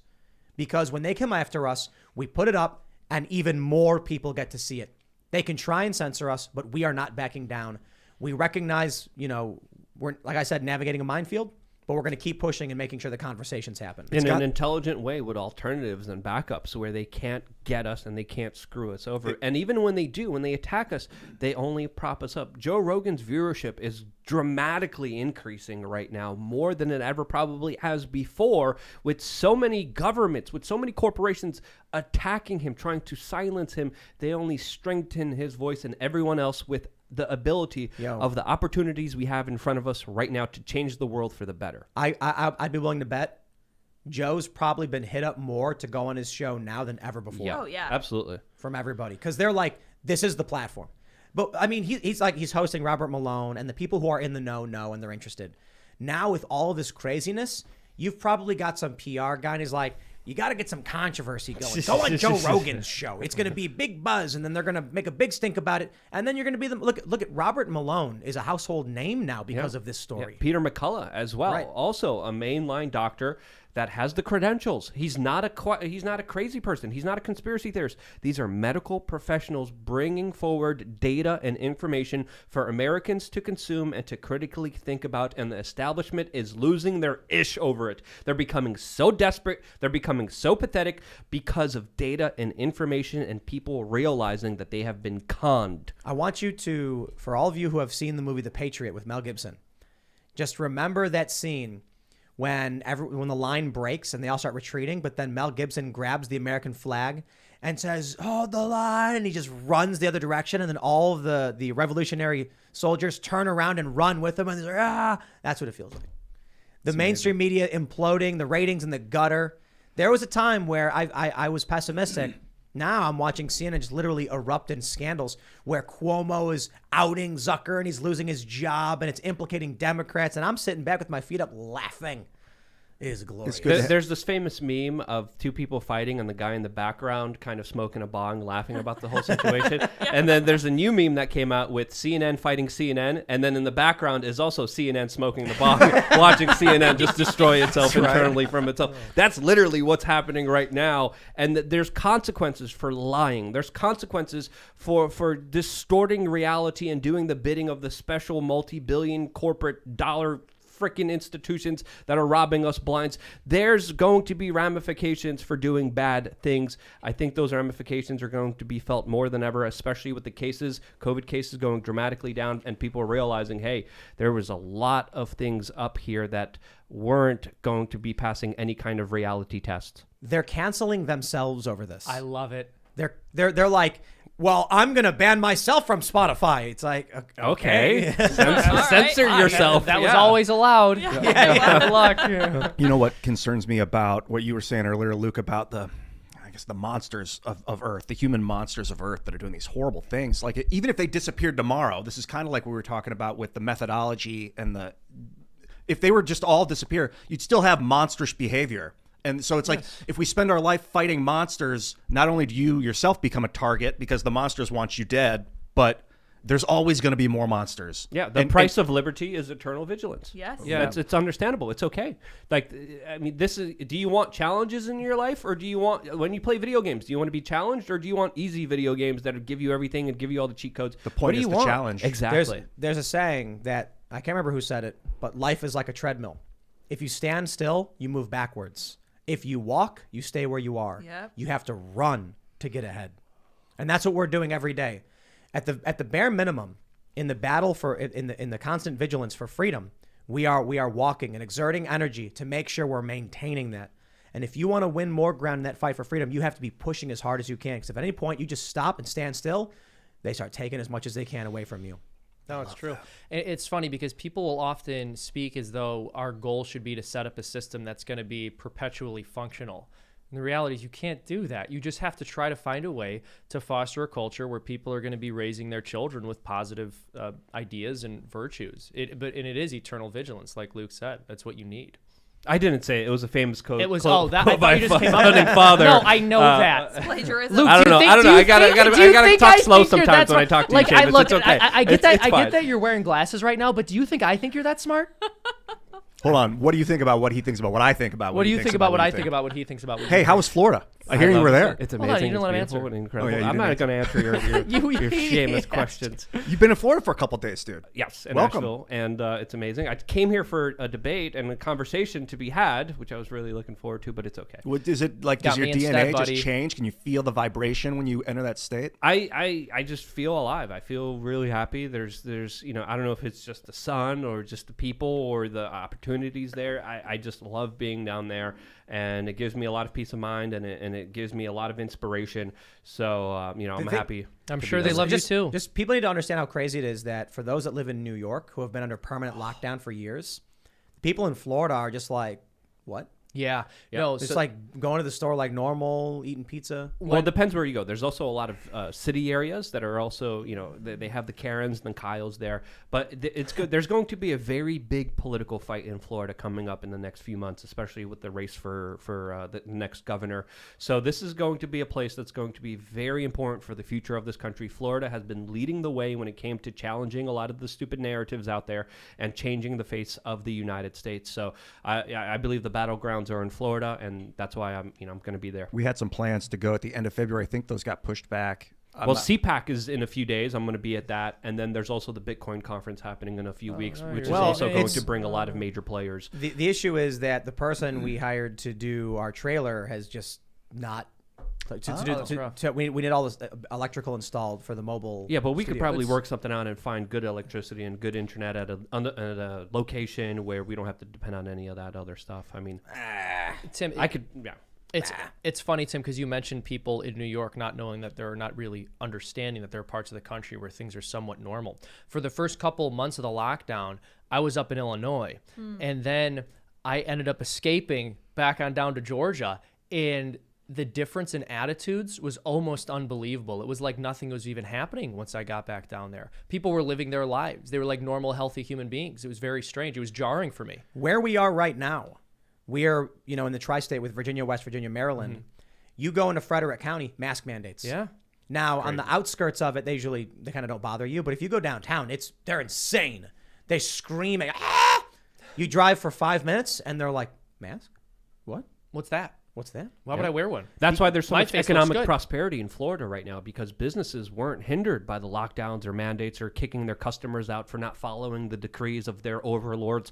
There's a lot of opportunity, especially economic opportunity down there, and things are booming. West Virginia's doing well, too, relatively. Relatively. There was a funny story in the AP about this teacher who lived in West Virginia, and she fled the state. And everyone I know, like from all the Facebook groups in West Virginia, are like, yay! Like, these urban liberal teachers are complaining about things and leaving. Good. I wonder if in 20 years, a bunch of our leaders are going to be like, yeah, I was from Florida. Yeah, I'm from Florida too. You're from Florida? Yeah, I'm from Florida. And like all these adults now that are like normal are because they came from places that didn't have to cover their face for 2 years. The No, CPAC hold moved on, their hold on. conference. And what do you say in 20 years, you said? Yeah, in 20 years. Yeah, in 20 years, there's going to be like a dude, and he's wearing a jean jacket with the sleeves ripped off, and he's going to have like an eye patch, and he's going to be like, "Are you from Florida?" And the other guy's going to be dressed the same, and he's going to be like, "I am too." And they're going to turn, and there's going to be a bunch of NPC zombie people in the post-apocalyptic For Florida. For Florida. It's like you ever play Fallout New Vegas? Yeah. In New Vegas, for those not familiar, Fallout is a video game. It's a story universe based on a post-apocalyptic world. And the U.S., all the world is bombed, and, nuclear bombs go off, blah, blah, blah, cities are wiped out. In the New Vegas storyline, there's the New California Republic, which is after the apocalypse, they start rebuilding their government. I got to say, now, based on what we know about actual history, if I was going to make a game, it would be the New Florida Republic. Yeah. All the rest of the country would be in like shambles, and the economy would be like a disaster. And then you'd have like parts of Texas, New Hampshire, and Florida would be like kind of all right. Yeah, I bet they would recover Louisiana, the whole Gulf, and Mexico. Maybe start a new country down there. Well, it's funny what you're saying about how they're all going to pretend to be from Florida. I bet you that in like 20 years, the Democrats are going to the Democrats are going to be like, no, we were like way against the lockdowns. Like the party switched. There was a big party switch like 10 years ago. Do you guys remember? Like we were against all of masks. Totally not. We weren't we telling were people to put pantyhose on their face. That's ridiculous. Why would we do that? Back in the But I beginning just of the wanna- I just wanna- pandemic, we specifically said, don't buy masks. I want to point That's out. true. I want to point out. Ian just said that all of the Gulf will form a new country, and I'm just like, yeah, they tried that before, Ian. It didn't work out too well. Oh, yeah, wait, that was Texas, right? No. The Lone It Star was State. called the Civil War. Yeah, well, I'm The talking southern about states were like, let's get out. in like a Fallout scenario. It'd be cool to have like a free area of the world on that. They got their own ocean. Ian's like, then we could do it. Then the South then it could would rise be fine again. if it's in a video game. In a video game. Florida, man. Florida's pretty good, but I like West Virginia. It's very nice. It's got a good mix of seasons. Florida, man, there's coconuts everywhere. Damn right. I had a yard. What's wrong with When I- coconuts? No, everywhere? hold on, listen. Yo, I had a place in Florida.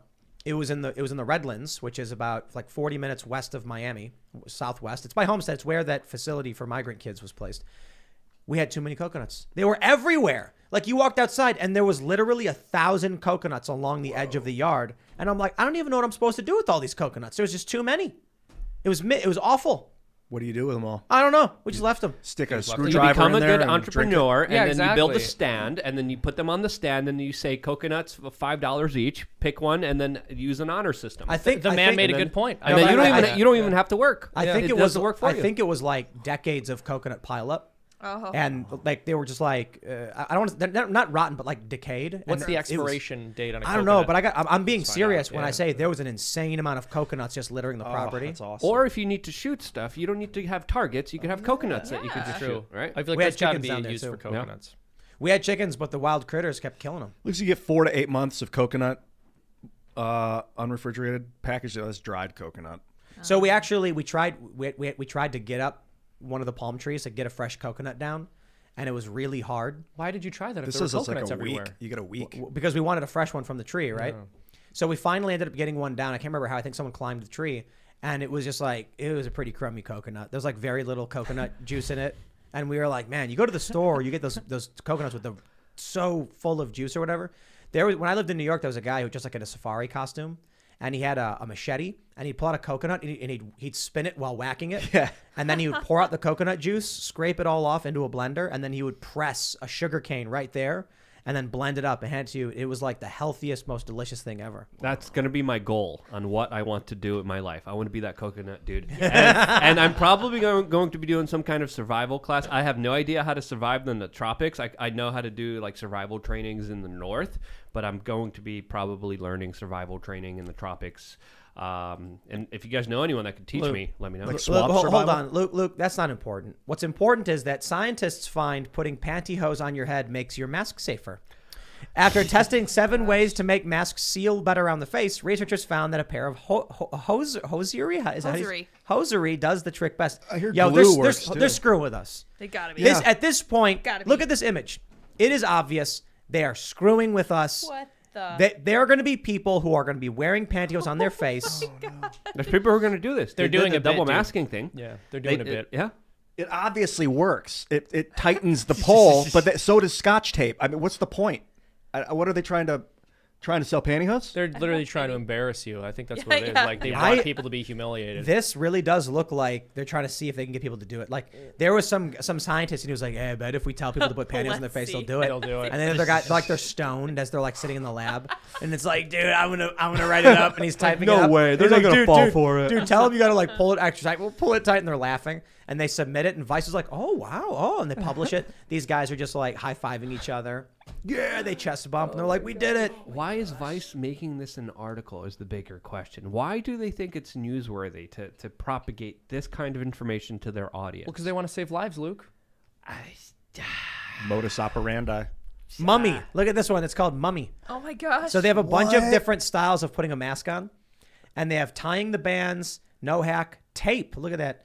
Pantyhose white and pantyhose black. Dude, I this guess is different such- colored pantyhose do better. this But is look such LARPing. Look None of them. at the mummy one. What does that mean? All right, dude. Mummy. The person who made that graphic does not do any of those things, and they don't know anyone else who does either. What if you saw a mummy guy at the airport? If you saw somebody like that with their face bandaged like a mummy's face, that'd Ian, be so hilarious. we have space helmets. That's true. You want? Oh, so I here's had the to funny. take one of those with me next So time. so here's the funniest thing though. So I bought these big plastic helmets that they were marketing at the start of the pandemic. Like, why wear a mask when you can wear this? And you can't hear someone when they're talking. A lot of people point out, like, what if you sneeze? Because it's like a space helmet. gross. And here's the best part. You can't wear them on planes anyway. Ha, ha, ha. Yeah. They're They not. still want you wearing a mask. Because, yeah. That's what the rules say, and they follow the rules to the T. But it is Yep. a mask. The rules are very important. No, Doesn't count. it It's does not a not cloth count as a mask. mask. It has to be a cloth mask. So if you want to wear the space helmet, you can literally be wearing a space helmet and a hazmat suit, and you have to wear a mask underneath. And then if I reach in to pull it down to take a sip, But they're what if like, you what if you put the cloth mask like over the plastic of the space helmet? Like, would that be would- acceptable? that might work. That's an interesting point because you'd be like, I'm wearing the mask. Well, it's like apparently this plastic that like doesn't really do anything. So why not? Dude, it's about obedience. Exactly. There was a guy who wore Exactly. he wore panties on his face, Yep. which is a cloth mask, and they kicked him off. This is going Well, to they be, didn't see this article yet. He's the one who wrote it. Not pantyhose, panties. Oh, panties. This is going. Oh, Women's excuse me. underwear. I want to make a Gross. crude All right, reference that's a weirdo. here. Seamus, get ready.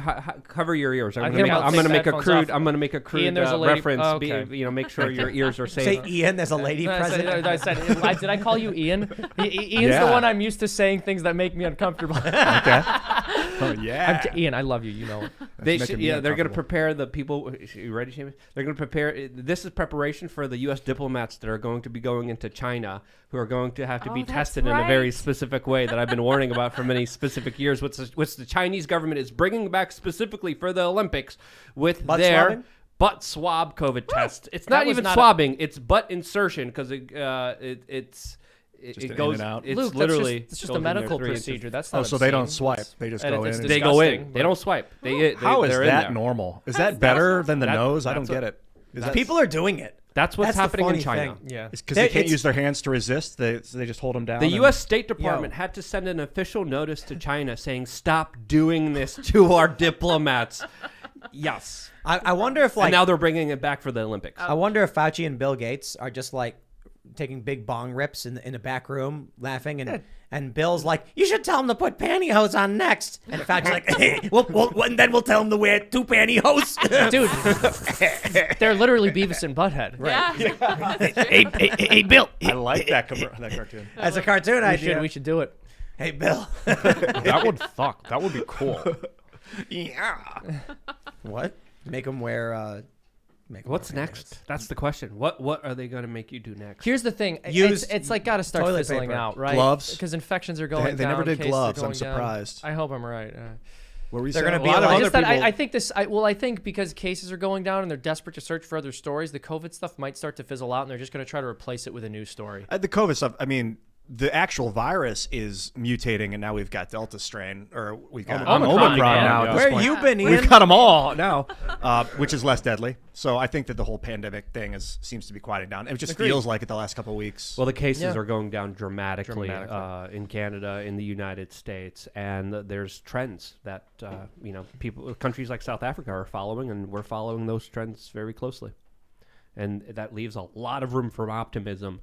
And there's also going to be a lot of people wanting some significant, how do you say this, accountability. Revenge. Yeah, Reparations. revenge. Retribution. and this is I was going to say exactly why- retribution, but I didn't want to go there. But there's going to be a lot of people who are going to want to hold the government officials that locked them up accountable for their crimes against them. You know? Yeah. So Yeah, no, I there's mean, gonna be people a are going to be big very pushback. upset. People are going to be very upset about it, but that's why the media is going to do everything they can to just try to talk about something else. Of course, they're not going to go like, well, cases are down, things are okay, you can go back to normal life. They're literally just going to stop talking. Well, they're about it. going to need to shock the general public with something dramatic to get us away from paying attention to the reality of the larger circumstances that are going to be unfolding within the next few weeks. You think they'll do a false flag in Ukraine? I've been, this is what the U.S. State Department is saying that Russia is going to do. There was a press conference by the State Department. They were questioned by a journalist, specifically asked about this because the State Department came and said that they were going to do a false flag, and the journalist was like, "This is like Alex Jones stuff that you're talking about," and the State Department couldn't answer the question of any kind of legitimate evidence presented accusing Russia of doing. Are they going this. to do a false flag where they have an American do some crime and they're like, that was a Russian dressed as an American? Oh my goodness. Possibly. Russians- So many levels deep. Possibly. There's many different possibilities here, but wars are started under many times historically through false flag operations. That's Gulf what of happens Tonkin. historically, because you can't just preemptively attack someone and just say we just needed to do so. You need an excuse for the general public to go along with it. You need an excuse to build up the morale of the soldiers, to get them to go out there and to commit some of the most heinous atrocities against other human beings. You need a motivation factor. So Casus there's a big belli. possibility of this. What's that? Casus belli. It's Cause for war. an act Yeah. or situation provoking or justifying war. Yeah. And that So could be there's- like there's a gotta be bloodline, something for a it. claim, Absolutely. like your great-great-grandfather owned that land and now you have a right to it. Could be that. Typically, no. Could be It's I got to hate be a you. grievance. Yeah. So it's like, it's really funny too, because often in justifying a war, it's to like convince other people that you're on the right side or whatever, so they side with you. Otherwise, it would just be like, I'm going to win the war and declare it. So I'll, whatever. That's how it used to be. It's like, we know we're going to win, so we go to war. Now with the international stage, it's like, okay, we'll go to war, but we need to make sure everyone thinks we are the good guys. Yeah, that's why you first need an information war before you actually have a hot war. You need the buildup. You need the PR. You need to convince people, because when it comes to war, when it comes to killing another fellow human being, you really have to sell this idea as a life and death situation. And what better way than to false flag an event to start this, because no one wants war. The bankers, the corporate heads, the billionaires, they want wars, and do you they will think if, stop at nothing at getting it. If country leaders got together, like Biden, Putin, Xi, all these leaders, that they could do something that would be more powerful than global banking? I don't know about that. I think I was thinking you were going to say they were all going to be dosed by DMT. Yeah, that was first. And then maybe there's a potential for doing Understood. this. I thought you were going there for sure.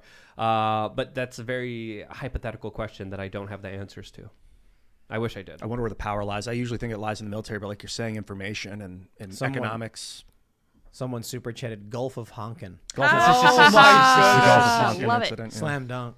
That is pretty. That's a good. The Gulf of Tonkin is an excellent example for anybody who doesn't believe in false flags. They tell you you're crazy, and Alex Jones be like, "What are you talking about? Gulf of Tonkin? It's on Wikipedia." It's like the Americans claimed they got attacked to justify entering a war. Even Germany's invasion of Poland, there was an attack on a radio station that was questioned, as there was prisoners that were dressed up in German uniforms and Polish uniforms. There was allegedly a skirmish where Poland attacked Germany first. Operation Northwoods. There's so many instances. Even the sinking of there's questions about the Lusitania, the Spanish-American War.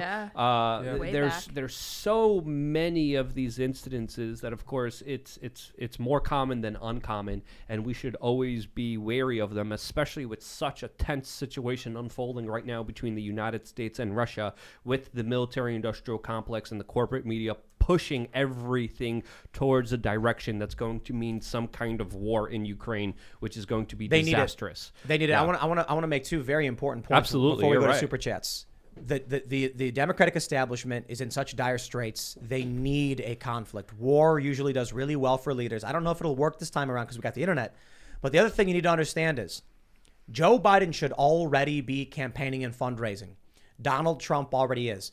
Now, not full scale, but the fact that there's not even any kind of hints of re-election work on Joe Biden's part leads me to believe we're starting to see the beginning of evidence he's not going to be running for 2024. If it's true, he's saying he's gonna, right? But come on, look at the guy. If it's true that Biden is not running, we would probably know within the next 4 months, because the Democrats need to get people fundraising for primary season. And normally with an incumbent president, they'd be gearing up saying, support us. But Joe Biden's not doing it yet. We'll see. Just so you know, though, we should know very, very soon. Biden's inviting Russia to invade Ukraine with his statements and comments on that situation, which is only getting more tense with the United States shipping in more weapons, sending in more troops. It's crazy. All right, let's read some super chats. If you haven't already, smash the like button. One like is one hunk. Yep. Support the show. Subscribe to this channel and become a member at timcast.com. We're going to have that members only segment coming up around 11 or so p.m. And as a member, you are helping us do this show. You're helping keep all of our journalists employed. You're helping us expand and do more in the face of all of the lies and the manipulations. Let me just mention that you guys supporting this show has directly contributed to the cultural shift that sees CNN on the outs with abysmal ratings, our show doing better than ever. So thank you all so much. Seriously. And let's read these super chats. We got Simon, who says, please support Convoy 2022 New Zealand to stop the New Zealand mandates. 2 convoys of trucks leaving the North and South Island of NZ and meeting in the middle at the capital, Wellington, on Monday, NZST Sunday, EST. Very, very interesting. Cyclops says, the new Jordan Peterson album, Truth and Dragons by Akira the Don, drops tonight. Woo. Come join us on the premiere. Lids can vouch for Akira and Meaning Wave. He's wonderful. Very important super chat here from the Pippin Viking. Honk, honk. Oh, yes. Very, very important. Back at you, buddy. All right. Carl Andrew says, Luke, I heard a tale you were barred from Timcast until you could lift your RV from a Mar-a-Lago swamp with Alex Jones sitting atop it. Welcome back. It was pretty heavy, but we were able to get it done. Jordan says, honkity honkers. Huh. All right.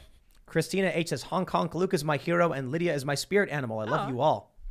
Well, there we go. Nice. What kind of animal are you, Linda? I think we came up with like an otter or something. I don't remember. Really? Silly. Andre says, breaking, Ontario needs to reassess the value of COVID-19 passport system, top doctor says. Ooh, could it be that the truckers are winning? Perhaps. Isaac says, I feel like money being given to BLM was some sort of ransom. It sounds like a we'll riot and burn the town down unless you pay us sort of thing. Yep. But Good they point. still did that. They still did it. Sure did. Maybe they stopped and they started getting some of that money, though. All right, we got money. Filthy Pete says, I hate to be the energy killer, but I believe the trucker convoy is another government-planned psyop. Probably to scapegoat the truckers and blame them for the massive supply shortages we are about to see.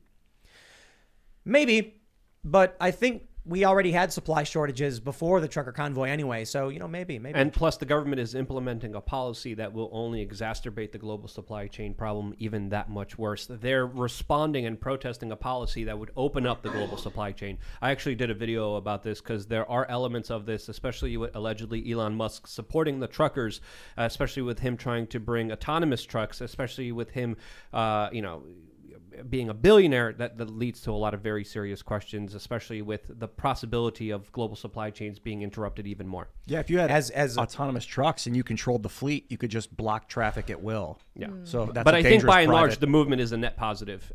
Seamus looks defeated right now. They're right. That would have been a good joke. So there's a super It chat. happens every now and again. There's a super chat from James Nelson. Seamus put out a video, a cartoon on Freedom Tunes, where Trudeau is trying. Don't spoil the whole thing. You guys should check it out. If you read, but read the comment. Tim, what happened? Just tell me. What I was going to say is, why don't you watch it, Luke? It's a minute. Okay. It's Trudeau and truckers. It's really short. It's Trudeau, and he's trying to talk truckers. Yeah, the trucker truckers. convoy. Trudeau and there's truckers.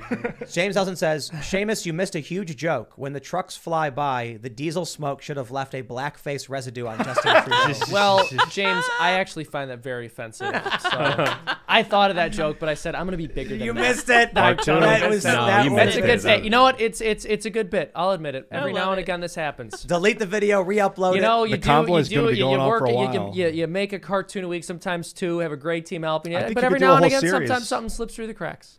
But I appreciate that. I'm kind of kicking myself. No, It's just been a make good 4 or bit. 5 Would've more. I just got to make a couple more. Yeah, Look, yeah. there will be plenty of. I had Trudeau do green face in another video. You guys my. can check that out. Yeah, Joe Awesome. Biden meets aliens. It's Germanic Bear says, since Luke is basically the guest, can you tell us more about his family from Poland? He alludes to it very often. It sounds like they are fascinating people worth talking about. Absolutely. My father has an incredible story. My mother is a solid rock, hardcore Polish mom that has all the basic stereotypes. And, my grandparents have even crazier stories, especially when it comes to surviving World War II, communism, the Soviet Union. There's such crazy, insane stories of survival. I am extremely lucky to be alive. I am extremely lucky to be here, since my bloodline, my family before me, came very close to losing it all on many occasions because of big governments, totalitarianism, communism, and fascism. And my people have always been pushing against centralization for a very long time historically. Poland has existed and hasn't existed. My family's history has been wiped out before World War II because of what the Soviet Union and what Germany did, essentially exterminating a lot of not only my family members but a lot of our history that has stopped there, sadly. So I only know up until then, and even up till then, it's absolutely crazy and mind-boggling to hear the stories of my grandmother talking about how she was literally on a train to Stutthof concentration camps and was luckily saved, and how the Russians came in and screwed everyone and enslaved everyone and started torturing people. My uncle, who was literally tortured by the Gestapo police officers and the deep state cops that were in Poland at the time. So there's such an incredible history. I should probably do a video about this, just going over my lineage of family members that are absolutely hardcore anti-statists. My grandma being the most hardcore anti-statist of them all. You know what we need? We need an anime origin story for Luke. And it'll be young 7-year-old Luke, and his dad's smoking a cigarette, and he's like, Luke, you must always resist. It's got to be like Luke's awesome family going through all these insane things, but then somehow they end up with it should start off with Luke firing. Seamus, that's a low blow. How dare you? With Luke firing the rocket launcher, and in the explosion of the smoke appears his childhood, is him as a kid with his dad talking. Well, I'm nothing compared to what my father went through. He was a part of the solidarity movement. He was a major component of the movement to bring freedom into Poland and to fight communism. My grandmother, again, also a big proponent fighting communism, faced being sent to jail on many occasions. We had our house raided by the police. There's so many crazy stories. It's mind-boggling. Luke is third generation anti-communist. Yep. Were they all out of the Soviet love Union it. when it fell? By the time it fell? Your family, were they still living there? Well, some of them died. Some of them got, of course, taken out. But I don't hold the candle to anything my family and my forebears went through before me. I have it extremely lucky. I'm extremely privileged comparatively to what they had to go through. I mean, they were essentially even starved in some instances because of the lack of food under communism. And we are incredibly lucky, extremely privileged, and we should always remember that every single day. And I always remember my family, what they went through when it comes to my job and my reporting. All right, That's we got beautiful. Alex says, so is Crenshaw going to reschedule? Yes. They just had a vote. He has. Yeah, he's rescheduled. And we're also, can we mention the Marjorie Taylor Greene thing? Is that okay? I won't say the exact date, but Yeah. so Marjorie Taylor Greene and Thomas Massey, right? Yep. I believe so. We won't say the exact date because then when they cancel, like, Inevitable. well, I mean, especially with people who are in Congress I know, because a people vote are may come up. busy. But we're planning on having Marjorie Taylor Greene and Thomas Massey on at the same time to talk about what's going on in Congress. But thank our lucky stars, Luke is leaving. Before that, I would have loved to talk to Crenshaw. I mean, I flew here just to talk to him. Well, I thought I would have been an incredible conversation. I don't want to make it seem like you flew here just for that. Before Luke left, we had discussed with Dan Crenshaw coming on the show. And so I told Luke, hey, like, don't leave yet. Dan's going to come on the show. But Luke was like, we've already scheduled it. And I was like, well, make sure you come back, around then. So it was always the plan to have Luke on the show when Dan came, because what I don't want to do is make it seem like we're going to bring people on because someone's coming.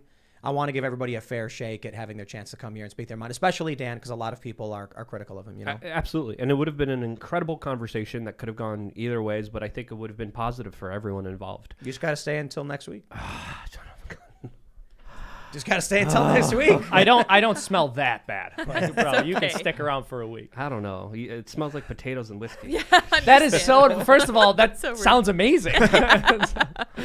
All right. It's a Well, aside compliment. from Crenshaw, Daniel says, Jordan Peterson is stateside again. Any plans to have him on? Is he still in the U.S.? Yes, is, I think. am. Yeah, I don't know. think so. We'll just have. You should Seamus bring do him it. on. You could bring Jordan on. I'd love to. I hit him up a couple weeks ago, but I don't know if he saw my tweet or Nope, anything. busy man. Jordan or Michaela. I know Michaela does a lot of his booking. I would love to get Jordan in here while he's around. Oh, man. Would be That'd cool. Great. Yeah.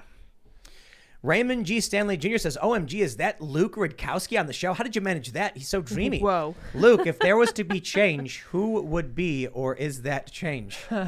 You and and the ideas and You are principles of change.org. decentralization and taking responsibility for yourself and not depending on anyone else, not giving up your power as a human being to anyone else, and understanding that your life has value. You have power, dignity, respect, and the most amazing thing in your existence, the ability to critically think, analyze information, and then make the right decisions for yourself as an individual. That right there is some of the best things that I have the most absolute hope in, the individual deciding what's right for themselves.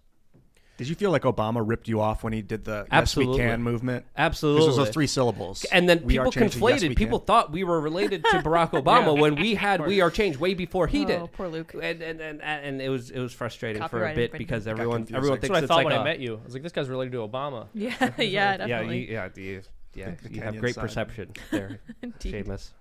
They probably ripped you off.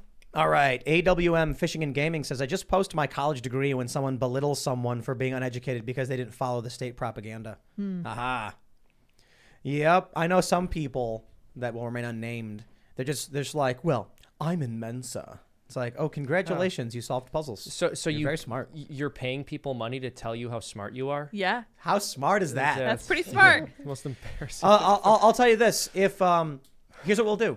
We members of Timcast Are all really smart? You have to be smart, and so only the smart people are allowed to be members of Timcast.com. That's right. And we'll send you an email that says you're very smart for You giving are this very your money. smart. You're very smart. R// So we- I'm I'm very kidding. smart. When you talk about smart, is it like intelligence and emotions are both like 50-50 part of being smart? Because I have an issue with that word smart. It's kind of vague. I wonder if it's like a combination. Intelligence, like we were saying earlier, you can be intelligent and do horribly dumb things. Yeah. Well, there's different That's a good kinds of question. intelligence. You know that's why different people learn in different ways. Some people can have really good memories, but really bad comprehension. But let's read some more.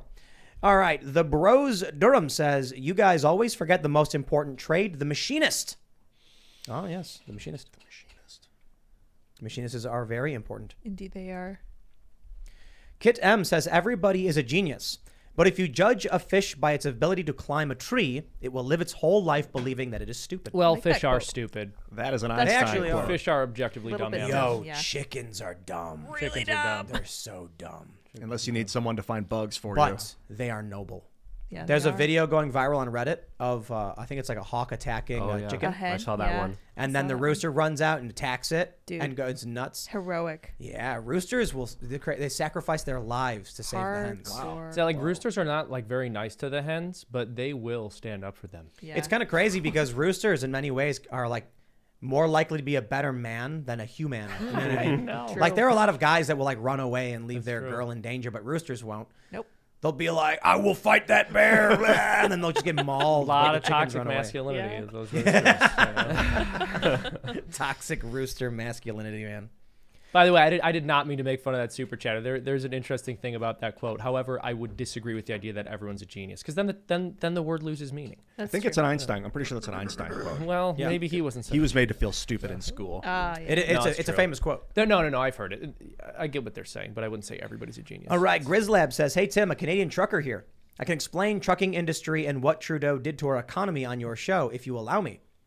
Well, it's always difficult to bring people from Canada, but you can always send a shout out to spintheufo@gmail.com. That's right. You will check those, Yep.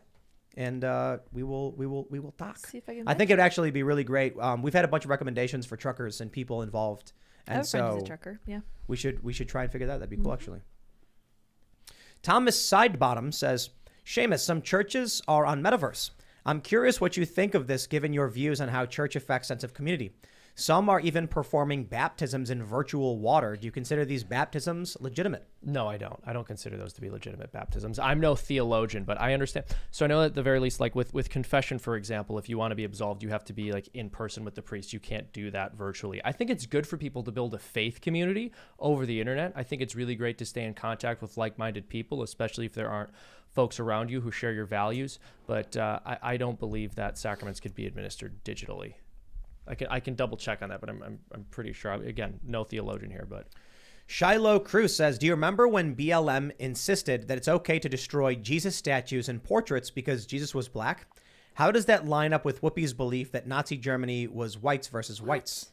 You remember that? When Yes. Black Lives Matter was desecrating religious symbols, Yes, and I then do. they tried claiming all these people were different races or whatever. The funny thing about it is that everybody knows Jesus was Japanese. Of course. Yeah. What? There's I remember there's that. actually, Japan, yeah. but 21 Jump Street.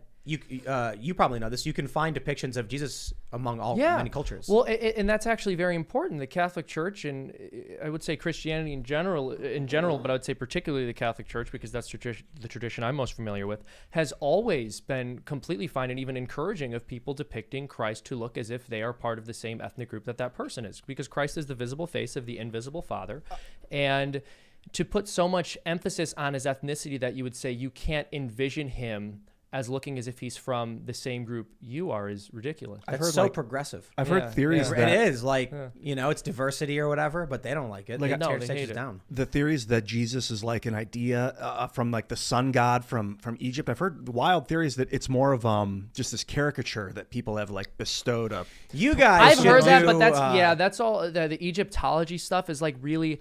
They'll say things like, "Oh, he's based on the sun god. That's why we call him the son of God." But in the ancient Egyptian language, the word for like the son is not the same as the word for the male child. So like it's really like a weird based on English thing. it's based on English puns. It's really not Yeah. a legitimate theory. But you guys should have a long conversation. I think Ian, I think we should actually. I would be very interested. in I that. feel like I wouldn't be able to bring enough to the convo, but if I trust you, Well, if you it's think we could do it and it would be entertaining, I'm 100%. Otherwise, a Totally third down. person that's like an I think expert in some what realm. works is you'll be the hippie DMT guy. Just with- ask a bunch Yeah, of dude, questions. just play devil's advocate. Honestly, Yeah, that's let's another do it. fun thing too. Just like poke and prod me.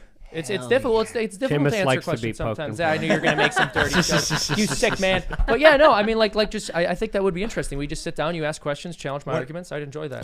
This is the funny thing about when I see these like liberal types on Facebook posting pictures of a Middle Eastern Jesus, and they're like, "Hey Christians, this is what Jesus looked like," and I'm like, I don't think they've ever actually Okay. talked Not a single to Christian a cares. Christian person. Yeah, don't care. they yeah, haven't. and if you what I always do is you Google search and there's Japanese portraits of a Japanese Jesus, and so I copy that and just paste it and say you're wrong. Jesus is Japanese, and I do that basically because of what you said, that different cultures depict him as their ethnicity. But these people don't know anything about the belief. But let's read some more super chats. All right, the Sinister Sibling says, in terms of conspiracies, here's one. I think the Die Glock, a World War II German attempt at an anti-gravity craft that, according to scientists, disappeared in front of them, is the reason for the UFO sightings. So it's not aliens, but an out-of-control German time machine. Oh, okay. That sounds like a great movie That idea. makes more How do you sense. spell that? D-Glock. I will fund that movie. That sounds great. How did you spell D-Grock, that thing you were saying? Die Glock. D-Glock. D-E-G-L-O-C? D-I-E. G-L-O-C-K-E. Thank you. The Germans were working on some pretty crazy stuff. Yeah. So There was I a- wouldn't be surprised if there was some element of that to be verifiable. There was a funny... Oh, the bell. Okay, this is... Oh, yeah, that D-Glock thing. is the bell. I've Yeah. heard of this floating bell thing. And maybe it's spinning super fast, so it reduces vertical lag, I guess you could call it. And it can float, sort of. If it's spinning fast enough, I think that's the idea. If you hit it with electrical current and it's spinning super fast. Corey G says, Tim got it right. The average person is basically a child. People stopped growing up because good times make soft men. Yep. You know, and it really is true. I think you look at, we'll use Luke as a really good example. Luke's family history made one heck of a hard man. Strong man, that's probably the right way to put it. Right, Luke? I still don't hold a candle to what my family went through. Yeah. No, So- but I mean, like, you know, especially your dad, right? Yeah. He went through all this hardship. You grew up seeing that, and, you know, you guys fled. You were born into a Soviet satellite state. Your family flees. You come to the United States. So you knew what that hardship was, and that seed planted in you allows you to grow up and do the work you're doing now. And appreciate what opportunities we have here in this country, Yeah. which, of course, we didn't have and still in some elements don't have in Poland, even though Poland's doing really well right now comparatively to the rest of Europe. But still, comparatively in America, we are extremely privileged, extremely lucky, and any opportunity you have to take, especially when you look at it from an international perspective, understanding how the world really is. All right. Dr. Marcelo Santos says, Brazilian here. Bolsonaro is freedom-loving, fighting against socialism and narco-traffic in Brazil and South America. Google El Pollo. The chicken? El Pollo Loco. Remember when Bolsonaro they tried to kill him, they knifed him in the gut? No. Yeah, Oh, dude. yeah. Is that recent? No, this is years ago. He was at a rally and they were holding him up and some guy just plunged a knife into him. He's hard. That's crazy, man. Yep. And they were like, fascist me. People are crazy. That's what he screamed, yes. Waffle Sensei says Luke broke the science. Yeah, I did. did. I did. He was asking for it.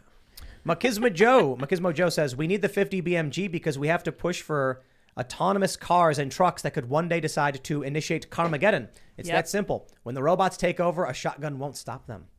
Yeah, I saw that article that said Optimus Prime was not at the convoy. Oh, yeah. What Was a that loser. fact checked? Yeah. His Fact silence checked. has been deafening. That's on right. this. That's true.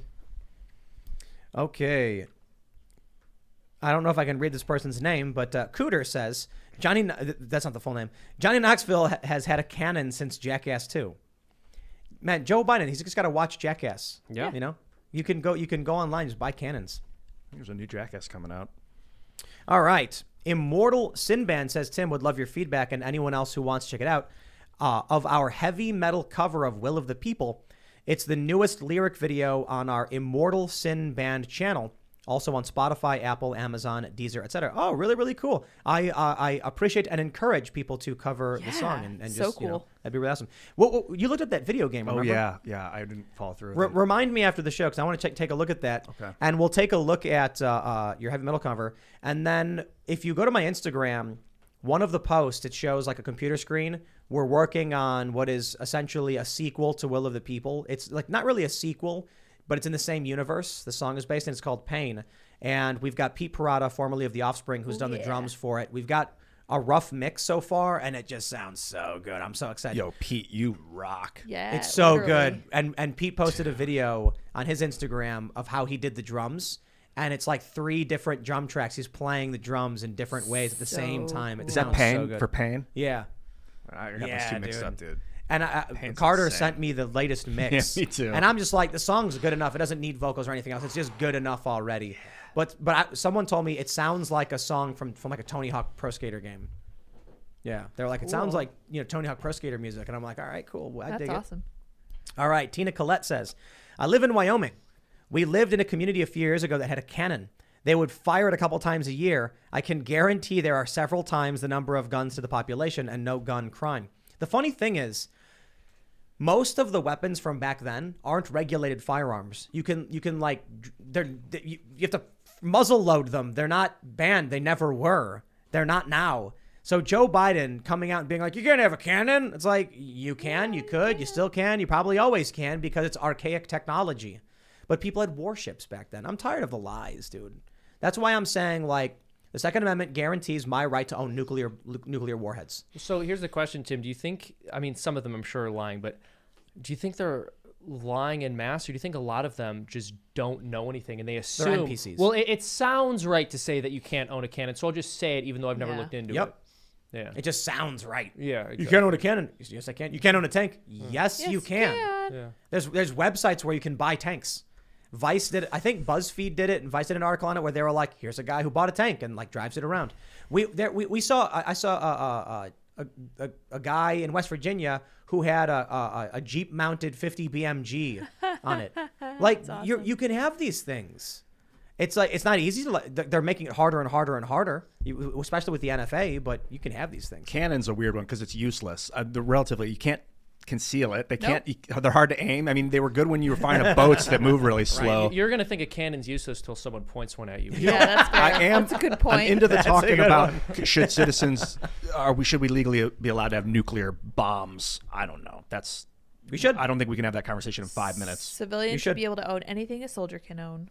Yep. It's a good rule of thumb. All right. I don't think the soldiers can own those either. Only the president has Military. access to There that you go. stuff. Joshua Thomas says, as a diesel mechanic for a trucking company that does a lot of grocery shipping, I am ecstatic for some of these truckers. Also, being in Las Vegas, I don't know how many people know that this city would not exist without them. Vegas is being terraformed. Do you know this? So what's happening is, this is an amazing story. Last time I was in Vegas, I noticed there were a lot more clouds. So I went to Vegas in like 2012, and then it came like 5 years later, and I was like, it's kind of, there's like a lot of clouds up there. And I asked people, it wasn't super cloudy, there was just some clouds. And they said what happens is people will get on planes, they'll fly to Vegas, and they will do their dirty business. The planes will unload all of that waste in Las Vegas airport, which goes into the sewer systems out there, which brings moisture and water into Vegas, which then evaporates, goes into the atmosphere. Isn't that crazy? That is pretty crazy. And then they also, when they ship in water and drinks, people drink it there, use the bathroom there. They're effectively moving massive amounts of water into the desert and making the air bring moisture in, and they're also making lawns for people's houses, which then retain moisture. So they're basically they're de-deserting Vegas. It's crazy. China's doing that too. But they're doing it like more methodically, you know? All right, let's grab just like one more super chat. David Munoz says, my theory on Great Pyramid construction. Sound waves were used to capture a block and move it in place with relative ease. We were able to do it now with small objects. Sound waves create a bubble. I got bad news for the ancient aliens people and for theories like that. It's actually not complicated to have built the pyramid. In fact, the pyramid is one of the easiest structures to build when you have limited technology because it's literally just stacking the blocks up. I think the basic understanding is that all they did was they literally just pushed blocks across thin layers of sand, which creates, reduces the friction. And then they had people move them up at the center of it and slowly place them piece by piece. In water. They were in they little rivers. Poured water. I've also heard that they poured water in front of them. So and that would be easier for them to slide across the sand. Yeah. And then they would float the blocks in water, and you'd be able to spin the block. Yeah, along the outside of the pyramid. This is one thing I've seen is that there was a corridor of water that went up around the outside of the pyramid. And so they would literally, and then they would, there's a word for what these things are. You shut it off at one point so the water can't go any further back down. And then the valve, you get the block up. No, there's a specific word. And then you shut the next. I see. Yeah. And it moves upward. And then they can spin the block around and carve it on all four sides. And then they'd be covered from the sun, and they would keep them cool, being in the water and working in the water all day. Yeah. So there's a dude who talks about like the ancient Mayan structures and stuff, and he was like, it's actually really easy to move multi-ton blocks. And he was like, all you do is you dig a hole on one side of it, and then it flips over and moves. It's like it's actually really simple. But who gave them the shovels, Tim? Oh, you're right. Aliens. That's right. No, you see what it was that one day humans had never dug a hole in their lives until one man, they called him Prometheon, saw Bill Hole. a dog, Bill Hole, saw a dog using his paw, and he was like, he looked at his hands and he went, Oh my and then he God. stuck his hand in the dirt and moved the dirt. He saw a dog digging in front of a large block of wood that then came and crushed the dog. All right, everybody, if you haven't already, smash that like button. 1 like equals 1 honk. Shout out to the truckers in Canada and all those working so hard and standing up for their rights with the great honking. Go to timcast.com, become a member, check out our store, get your free honk t-shirt. And it's not a free shirt. It's not free. It's free honk, and you buy the shirt. But become a member. We're going to have a members only segment coming up for you around 11 or so p.m. Subscribe, as I mentioned. You can follow us at Timcast IRL basically everywhere. We're on Instagram with clips from the show, so follow us there. Follow me at Timcast Luke. Shout out your shirts. Honk honk. My YouTube channel is youtube.com/wearechange. I did a video today about how desperate the state is becoming. I also do videos on lukeuncensored.com. I'm going to be doing in-life meetups in Fort Lauderdale probably next Friday. To find out about that, sign up on my email list, wearechange.org. And Seamus, even though it's really fun to easily poke at your readily available buttons, I think you do a great job, and I think you are not that bad. That was Likewise. the best joke so far. That's hysterical. I had to strike it down. Do you ever notice it's Tim pitting us against each other? I know, it's a Divide and conquer. conspiracy. He's the Bill Gates, we're the peasants here, and And we're he's being trying to- easily manipulated and played here. But This is what these- but I have fun, Of course. poking fun. But in all seriousness, you do a great job, and I'm appreciative of it. Likewise, much appreciated, man. This is what the establishment fears. That's right. That's what Tim fears. That's what Tim fears. No, He is We're the gonna Seamus, power Luke up can't and go team after- up. But no, I mean, I feel the same way. We poke fun at each other. We're mutual fans. Luke has sort of left the show, and I've been keeping his seat warm doing the show. And there are sometimes fans who are like, "Oh, we miss Luke," or sometimes fans are like, "Oh, we love Seamus." I think I think it should be known that we really are fans of one another. It was actually funny the last day Luke was here. Right when he walked out the door when the show ended, we're like, all right, see you later, Luke. As soon as he did, all of a sudden I turn around and Seamus is literally an inch from my face. And he's like, hey, Tim, can I be on the show? No. I was in Luke's chair with my feet up on the He table. was, I was yeah. like, that's right. But no, Yes. so thank you very much for that. And again, it's mutual. And if you guys would like to check out my work, I create political cartoons and animations at a channel called Freedom Tunes. We release every single Thursday, which means we released one this morning. It's doing pretty well. It's one of our most popular videos in a while. It's about Trudeau and the trucks. I have a feeling that you guys will enjoy it, so go over there and check that out. And if you want to help us make more of them, like, share, subscribe, leave a comment. And if you're feeling crazy, donate at patreon.com/freedomtunes. And thank you so much for your time tonight. I had an awesome time I on had the a good show. time, And too. yeah, I'm glad that we were able to get some of these ideas out there. It was really fun. It's fun watching you guys go at it. I like sitting across the table from you. I noticed in the old studio, me and Tim sat across from each other, and it was real adversarial. We'd constantly be going at it because, like, when you're directly across from someone, that's just energy's just there. Whenever Ian would talk, I'd be shaking my Yeah, fist. we Yeah, I've literally Squint my eye, I I've get seen so him do mad. that now. Like I see Tim do that now. I start Off shaking. camera. We're throwing stuff at each other when Yeah. the camera's not on. Hey, follow me at iancrossland.net. I love you guys. Thanks for coming. See you later. You guys, freedom isn't free, and neither is the free Hong Kong t-shirt, but it is a good investment, and I really recommend you guys go over to the site and get your own today. We have red and black. They're both awesome. I really want one myself. I might try to get one to wear on Fridays. We'll see what happens with that. You guys can follow me on Twitter, and mine's at Sour Patch Lids. There are free honk stickers as well you can Yes. get, and you can, slap them on things and spread the message. So go to timcast.com, become a member, and we will see you all there around 11 or so p.m. Thanks for hanging out. Bye, guys.